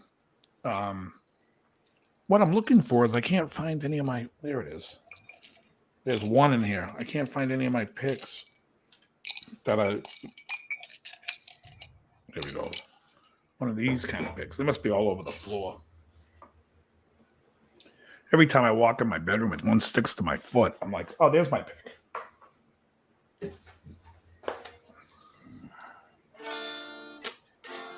Oh.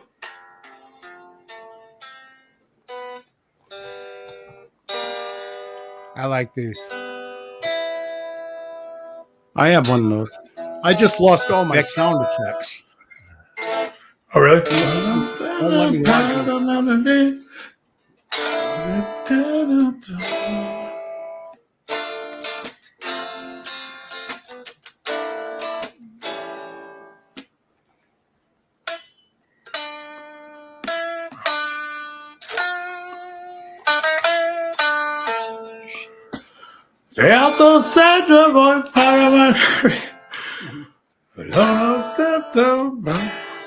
Killer song.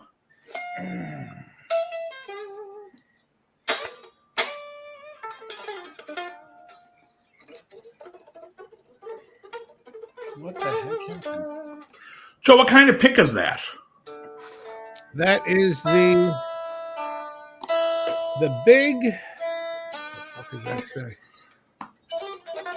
Big something. It's a Dunlop. There we go.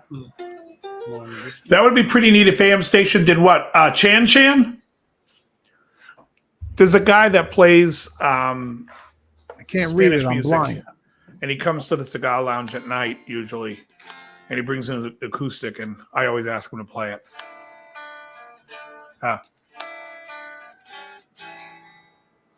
The health of sad rubber power my kind.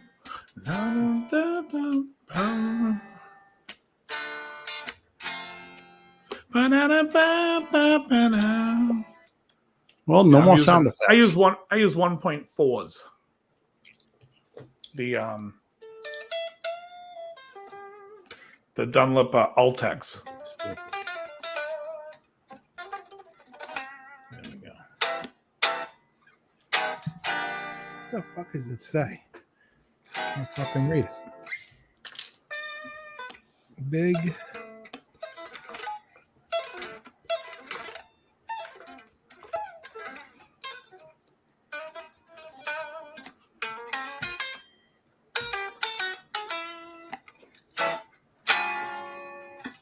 Try it with see what kind of jazz chord we get to on the end. Big there. Stubby.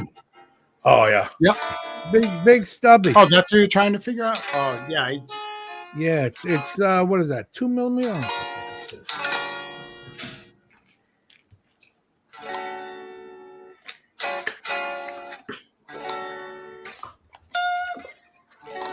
Yep. Got one too. I think everyone's got one. Dave, you got one of these? A big stubby? Yeah. Yep, right here. Right here. I think it's Big 2 millimeter. 3, I think, aren't they? I can't read that. Yeah, I think they are 3. 3. Yeah, 3.0. Yeah. I like them. My favorite guitar pick is in the kitchen. Don't ask why. How the fuck I got there? You really cook with it. I'm really cooking. Yeah, it's an agate pick I had ordered years ago. It's made of stone. It must do damage to your strings. No, it's very smooth. Very smooth. Have you seen the picks that Steve's been playing with? Oh, geez, they just keep getting thicker and thicker. This is a look. One of them is that's a fucking as thick as this. He's like playing like this. Well, no joking. I love his rotating with the lights, man. He loves those things to death. Yeah. You ever see the ones that not Jared Dines, the other guy plays? Dave, who's the other guy there? The guy that contacted you in your chat for one of your lessons. He's a well-known YouTube guy. And I confuse him with Jared Dines all the time, but oh no, he just commented on a video. Yeah, what's his name? I don't remember. But anyways, he plays these huge pit. I mean, no word of a lie. It's like this thick, and it comes down to a tip like this. And he's serious about playing with it. But hey, Jerry, what's happening, man? Yeah, Jay Hoover. That joke was run through my head, but I decided not to say it. I'm glad you did.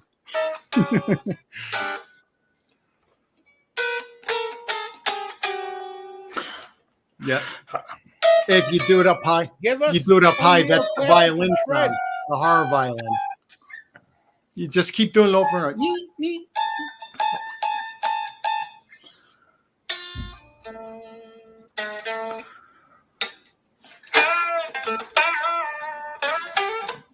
Well, I still have the picks he gave me when they weren't as thick as they are now. Hey, Pam, what's happening? Used to use those Dawman. Oh, those things are ridiculous. What, the yellow ones? Working in the basement, fresh from the devil. Oh, really? You went to the devil tonight, Jerry?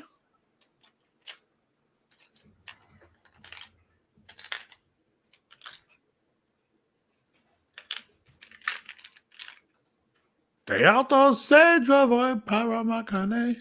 Llego a Cueto voy para Mayari. Here's one. Yeah, that's Pam. Fresh. Hello, Pam. From the devil. That's a pretty thick one. Oh, I like that. I just use toothpicks, the Ultex, and I use Fender Extra Heavies. How is he doing? I haven't seen Jim in a long time. It's funny. The Ultex picks that you use, I don't see many people using them, but that's the same exact one my brother uses. Yeah. That's why it's like as soon as you show me that, I think my brother uses that one too. Yeah. The thing is that slide they were all pushing. Oh, the slide ring? The finger slide. I like to put this in a sock and smack it over the head of whoever fucking invented it. Hold on, Jerry. There's no sustain to it, right? It's horrible. Jerry, I'm going to send it to you on Facebook. Give me 1 second. You'd be better off wearing Herman Munster's old teething ring and trying to use that as a slide. This thing is fucking horrible. $38. They could fuck them. Holy shit. There's the review. Fuck yourself. I would have sent it I've had this forever. It's made of metal, but this will chew the shit out of your string. Oh, yeah. I used to play copper picks back in like 89, 90. And I still have them. You're no son.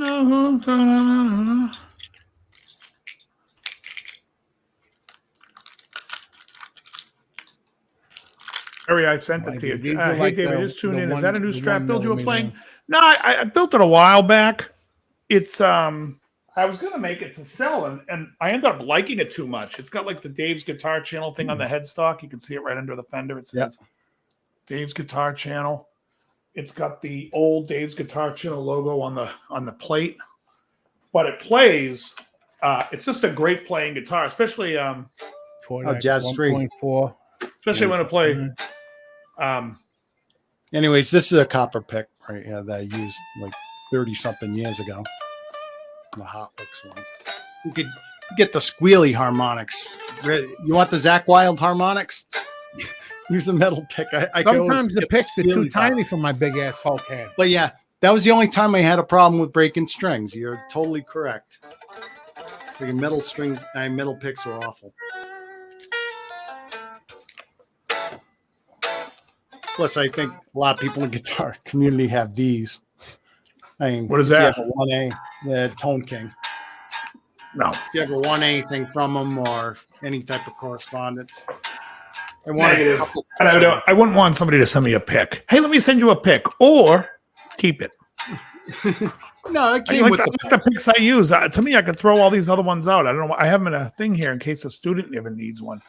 Oh, ladies and gentlemen, boys and girls, welcome Jerry to the chat. Jerry. Good evening, everyone. So Jerry just got back from the Devil. Now, the Devil is a guy who's in the area who does guitar repair work in basically the Cobb's Corner area. His name is Jim, but we like to call him the Devil. And you went to the Devil, and what happened?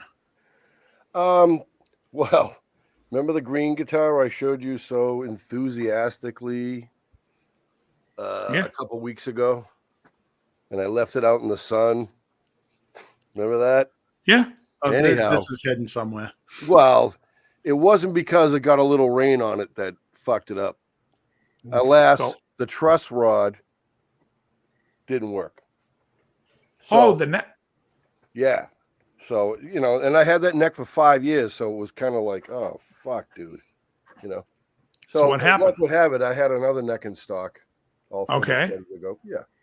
So Jim put the new neck on, or? Yeah. He swapped out the tuners.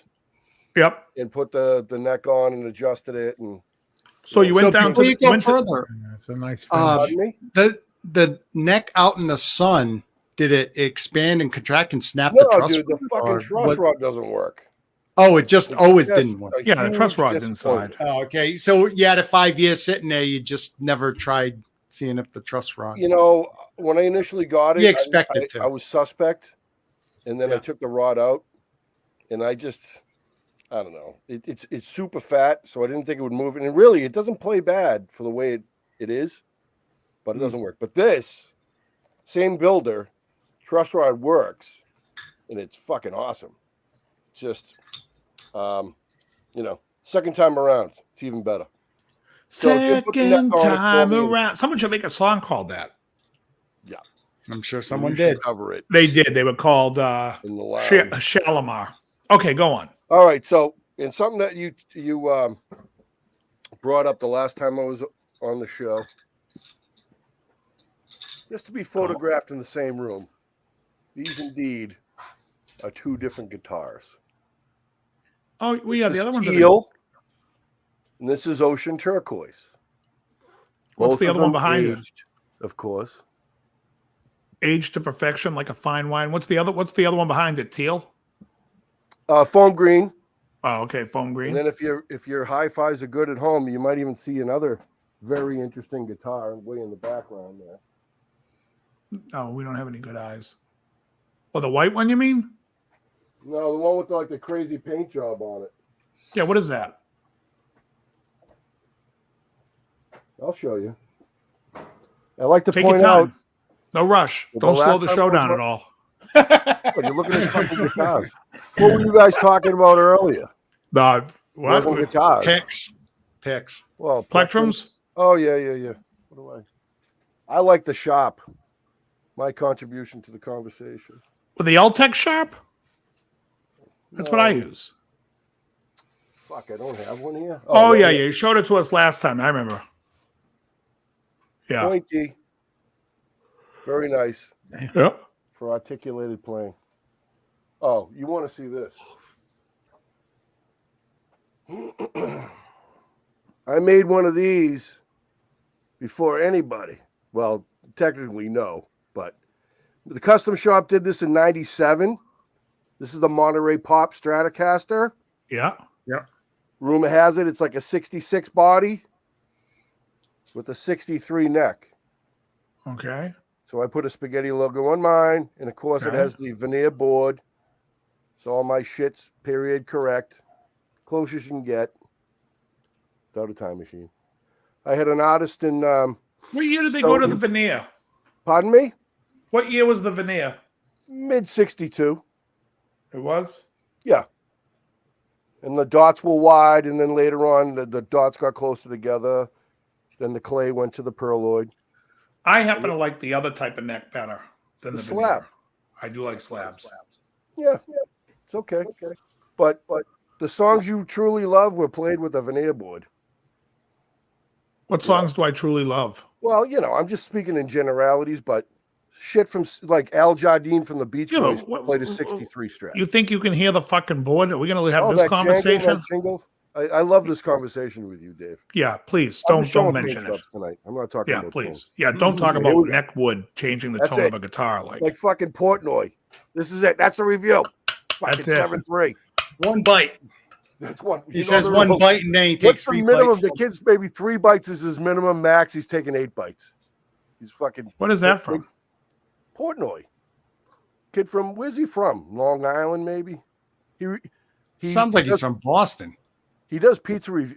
Oh, you're talking about Dave Portnoy, the Portnoy, El Presidente. Yeah. Oh, okay. Yeah, Exactly. okay. Yeah. Where's he from? He's from New York. No, he's from Boston. He's from Lynn, I thought Mass. he was from Boston. He's from Lynn, Mass. That wasn't a Brooklyn Really? accent. That's friggin' Boston all the way. Oh, okay. Yeah, he's from Lynn. All right. Talks about Monty's Pizza all the time, saying it's the best pizza in the world. It's the one he grew up on. Never been. I have. you? It's not good. What is it? New York style? No, it's like a cross between bar pizza. It's bigger than a bar pizza, but it's like bar pizza that's dried out. It's like Elio's. It's not good. The guy's got balls calling that the best. Yeah, he's on his own fucking channel anyways. Yeah. Isn't he making loot doing barroom sports or something? That's his company. That they that's sold what I it for mean, millions and then they put him in charge of it. Review for. I think he made like 10 million. He sold it for like 10 million and then he still runs it. Mm-hmm. But he does seems all like right. an all right guy. He kept a lot of people in business in New York City. Maybe that's He why I just thought bought a house like either Martha's Vineyard, I think. Because he does a lot of reviews down there because he has a house down there. And he's moved out of the city. He used to live in the city, but I thought he was moving back here. Well, in any event, I've been watching his videos. They're kind of funny. So there you go. That's but I just wanted to say the last time I was here, all different guitars. Well, not all different. Yeah. No, you had the teal one with you. We saw the teal with the binding. Not last show. Oh, but the first time you came on. Yeah, I had the candy apple red one was here. That was the last time. Yeah, that's what I'm saying. Yeah. I can't do that again, though. Yeah, no, it's all right. You see this guitar right here? Hey, Joe, yeah, I wanted to ask about that. So what is that? 2000 made in Mexico Strat. But it looks like a 69 or 75. like a 73. 75? I think it's 75. Yeah, that's cool because it's Yeah, the natural. big headstock. I like it. Big Oh, it's got a 3-bolt for real. Cool. Mexico, yeah. Big headstock. Hey, Jan, I just clicked. I'm joining that group. Joe, bring it back a little bit. I want to see the whole body. I want to see the belly cut is what I want to see. Oh. The back. All right. Show me the back. Oh, okay. So it's like a 62-ish belly cut, but that's cool. I like the blonde, or the natural. Yeah, I love natural wood and maple necks. Yeah. It's very clean. Yeah, That's who used to play that? Fucking Noel George, the guy from Little. Lowell George from. What did I say? Noel. We know who He you're talking upgraded about. his name. Yeah. All right, Lowell. Yeah. All right. But like I think in the 70s, this guitar came with a black guard or a white guard. It came with either way. I like the white guard. Yeah, it looks makes good. it like 1974, 75. Yeah. It's a cool looking 77 guitar. would be black. It's got the 3-bolt. Yeah. Pretty authentic. It's probably got the roundy round vintage radius, right? I wouldn't imagine they would put it on that. Or is it more like a Japanese? What is it called? Hold on, let me see. It's probably 70s Player Series. Is that what it is? Let me see. That's Joe. He owns the guitar. I don't think they had the Players Series in 2000, did they? Joe, how long you had it? About 10 years. Oh, cool. Okay. Has it discolored or does it look the same? Like No, it's the same as when I got it. it looks nice and honey colored. You know what I mean? Doesn't look brand new, but it doesn't look old as fuck neither. Fender Mexican 70s reissue. Here it is. Classic series. I thought I had it. Oh, see, even in the classic series, someone's selling one and it has a black guard. The stretch. Oh, let's see. It's a 72 style. Okay. With the bullet truss rod adjust? Yeah. I guess so. That's post 71, right? So. Yeah. Yeah, they're selling it for $4.99 used. That's what I got it for back then. Yeah. Did I It's over? got a I U probably shape. overpaid. So it does have vintage radius. It's got a big neck. Oh. Big neck, a U neck. You don't want to buy this one. There's a big ass gap in that neck pocket. Find the neck Holy big? shit. I got Hulk hands. No. It's good for you then. Yeah. So Right. the neck on my SG is huge. Yeah, that Gibsons feels can't big. come that way. Yeah. Yeah, which is nice. You know, that's my cup of tea. The one I'm looking at, there's something going on with the neck joint there. There's a gap you can friggin' drive a truck through. Or is that just an optical illusion with the I think it's the pick guard. What instrument are you talking about, Krellbach? Oh, I'm looking at one on Reverb. I'll post it on Reverb. Okay. So it's a sloppy neck joint. It looks like it, but I think it's kind of shadowing from the pick guard where the neck meets it because it's only occurring. It also can just be fucking thrown together, and you know, which Fender's been known to do from time to time. All that shit you can straighten out. Okay, let me. So Case, you know, the devil. Yeah, he's doing well. Good. Great energy. So he's got to be in the early, you know, 7th inning, right? Yeah. Yeah. So fucking good energy. Doesn't smoke anymore. Doesn't smoke anymore. So I was going to ask about the dungeon. Is the smell of smoke out of the dungeon? I don't think so. It's, you know, it'll stay forever. Dude, it's remarkably similar to my fucking place. Right. Are the motorcycles out of there? Did he sell those? Yeah, he sold all that shit. Yeah. Good. Yeah. Oh yeah, and he did well with that and all that. So he builds good amplifiers too. He makes a good amp. So, yeah. And he's ready to fucking work on shit, dude. So you know, it's rock and roll time. Yeah, I just don't have any stuff. I know you don't want the fucking show and tell, but let me just show you this. No, I don't mind the show and tell. It was like you had the picture up and you're like, look at this, guys. And then we were waiting 10 minutes for you to show us what you want us to see, that white guitar. Oh, I think you're fixated on the white guitar. But that's all right. So I pulled this out. Oof. There it is. 4010? That's it. Nice. Canadian, so it doesn't have it's the separate switch metal with the light. switches, and it's got 34s in it. And this box came from Canada too. Like, this wasn't born this way, but all this shit came from Canada. And I bought it within 2 weeks of buying. I bought 2 of these amps like 5 years ago within 5 months of each other. Yeah, 4010's a great amp. Then I was good. And is that a solid state Class D? Huh? Is that a solid state Class D? Oh, Joe. If I could reach through the fucking screen, I'd strangle you. It's a 1x12. Yes, That's nice.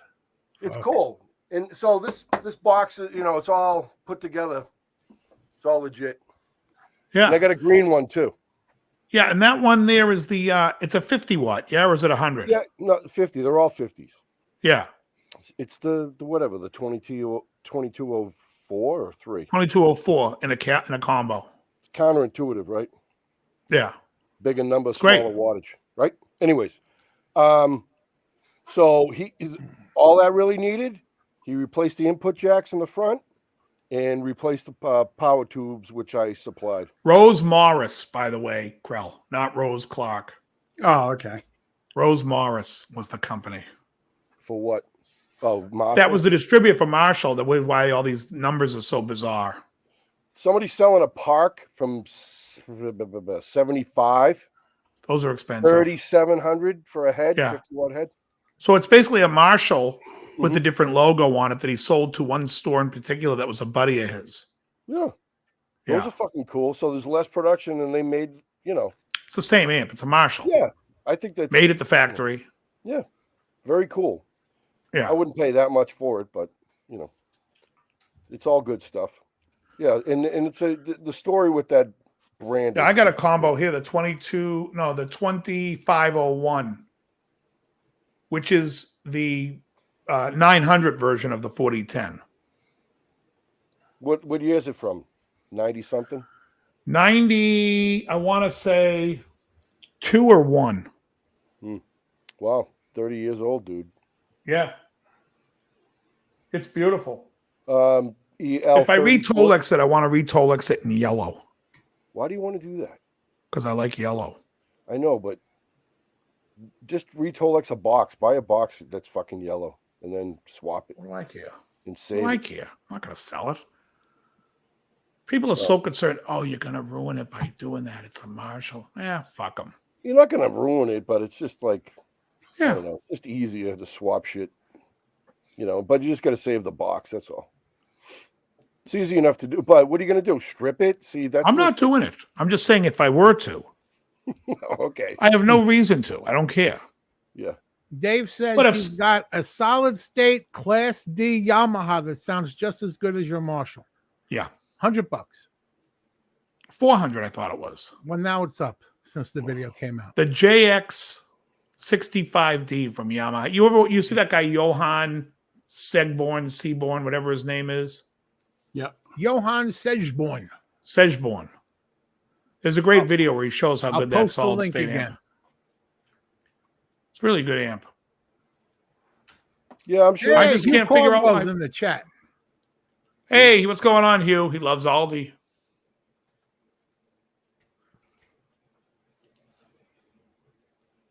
Yeah, I do. And we're also getting ready to wind down a little bit because I'm fucking starving. Yeah. I had a weekend and a half taking care of Mikey. Does Jerry buy any parts from Japan? When I need things, I don't really need things anymore, man. I get, I just put shit together with the crap I have here. I pick things up, I put them down. Yeah. Planet Fitness. But I bought shit from New Zealand. I bought shit all over the world, man. Can I point something out? Please. Hugh, June is right around the corner. It's like a week away. What is the date? I want to know the date. When you said it was June. I want to know the actual date. We're about a week and a half away from June. We have 100 miles to walk. I walk 3.8 miles every day on the treadmill. And I'm telling you, I'm like, there's no way I'm doing any more than that per day. So we're looking at about 7 weeks for me to get up to fucking 100 miles. The 28th. Okay, we're getting as close to July as possible. Get that heat sweltering. Is it June 28th of 2022? Or as the year moved? Right now, Joe's showing that he was once in the Army as Major Ballbuster. I love teasing him about that. No, Hugh's going to do a 100-mile walk. It's this walk through Scotland for the Glasgow. We are doing 10 hours a day. Get out of here. Let me ask you this question: the two guys you're walking with, you got hurt.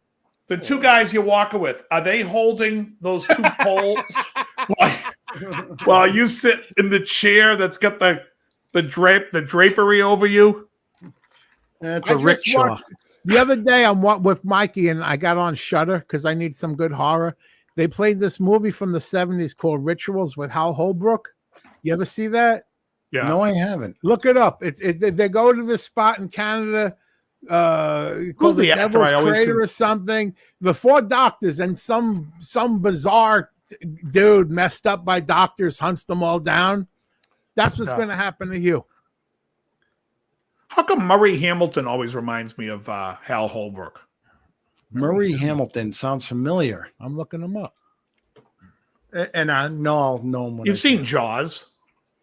Oh yeah, the mayor. Yeah. And he was also the is that Murray Hamilton or is that Hal Holbrook? Oh, they look a lot alike. It's Murray Hamilton. is the guy in Jaws. Yeah, Murray Hamilton. Oh yeah, he's a budget fucking hellhole. He's the poor man's. Yeah. What was the casting place they call back in the day? Call downtown. Get me a Harry Lookalike. Yeah, get me a lookalike. Get me this guy. Is it Downtown Casting? What the hell's the name of that? Yeah, I think it's something like that. Like, yeah. It's like Pulp Fiction. Times Google. I remember after Pulp Fiction, another director started using this guy, James Fitchner. It was like a poor man Zed from Pulp Fiction, but he ended up outshining Zed because the guy who played Zed in Pulp Fiction didn't do anything afterwards, really. Zed's dead. Zed's dead, baby. Wait, who played Zed? I couldn't even tell you. 1977. Isn't it the guy? I thought it was Peter Green. It's not Peter Green? No, let's take a look. Who's the guy in Repo Man?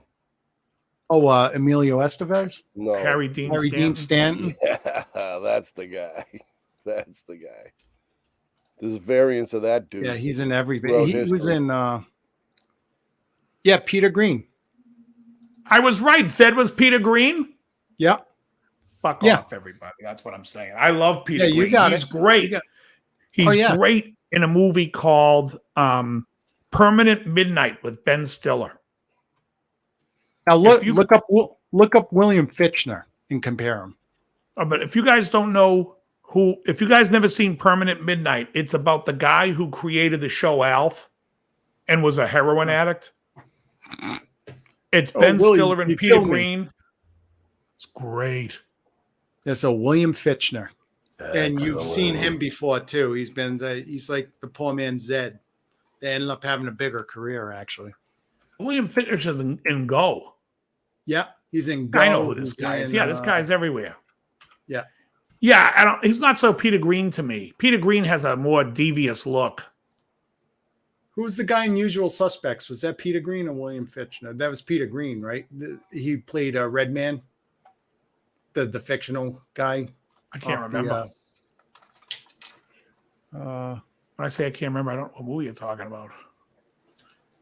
Yeah, when they get off the plane, they read the plane. That was Hervé Villachez. They get off the plane, and Hervé Villachez. What's his fantasy, boss? His fantasy is to reconnect with his high school sweetheart. That's his fantasy? No, his fantasy is to bang every girl in high school, but this show's on 10 o'clock on regular TV, so we can't show that. We can't even discuss that. So because we're on regular TV, we're going to pretend that, let's see, who would be the... Trying to think who 70s hot was. Redfoot. And that was we're going to pretend that Ann Baxter is really attractive. Barbie Benton. No, but Barbie Benton was attractive. Oh, yeah. Smoke show. And actually Ann Baxter was very pretty too, but by the time Fantasy Island came out, maybe not so much. She was no longer a fantasy. Do you remember her in the 10 Commandments? Moses. That's right. She wore a blue dress, I remember. Nefertari. Yeah. Oh yeah, she was horny. Elroy, that is great shape. Dave, what are you getting to eat? I'm gonna go downstairs and I'm gonna go downstairs and eat some roast beef. Oh, nice. Market Basket or yep. And then I'm gonna have a salad. There you go. A big salad. I bought some protein bars today. Power Crunch, by the way, guys, has this flavor called s'mores. It's ridiculous. You're eating it going, this is supposed to be protein powder? I feel like I'm having snacks. Yeah. Yeah, you don't even like s'mores. What's the carbs on that? S'mores. Sugar on it? It's pretty low. But I mean, when I eat it, I usually, when I eat a bar, I eat it before I go to the gym. So whatever it is, I'm burning it off. But I need something. By the way, I put up 120s today on the bench, 120-pound dumbbells for 3. I could have got 4, but I wanted to get a negative on the 3rd. So I got it, which means probably by next week or the week after, I should get 5 or 6 reps out of it, which I was pumped about because I'm finally getting my strength back. Finally, exactly. He's pushing 120 up in each arm. And it's like, oh, finally. It's like I couldn't get there.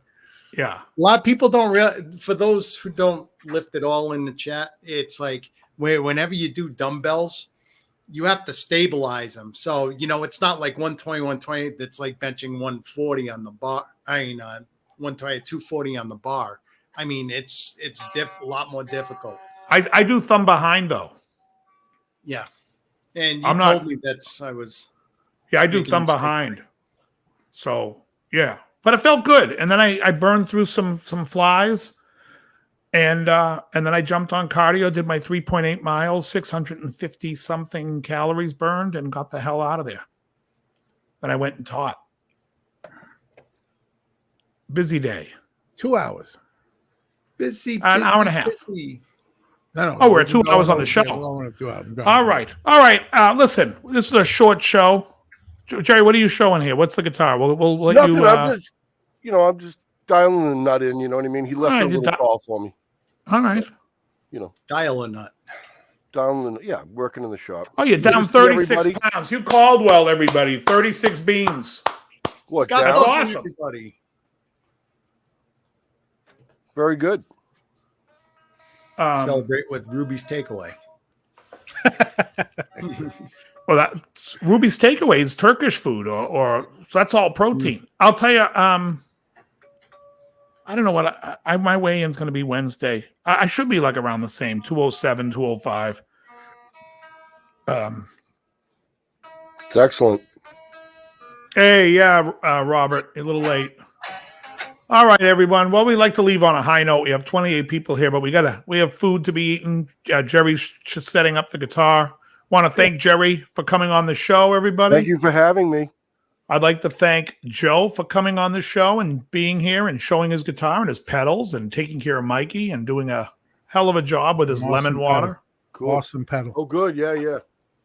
Want to thank Krell Bob for being here and for doing the sound effects, which crapped out after a while, but that's all right.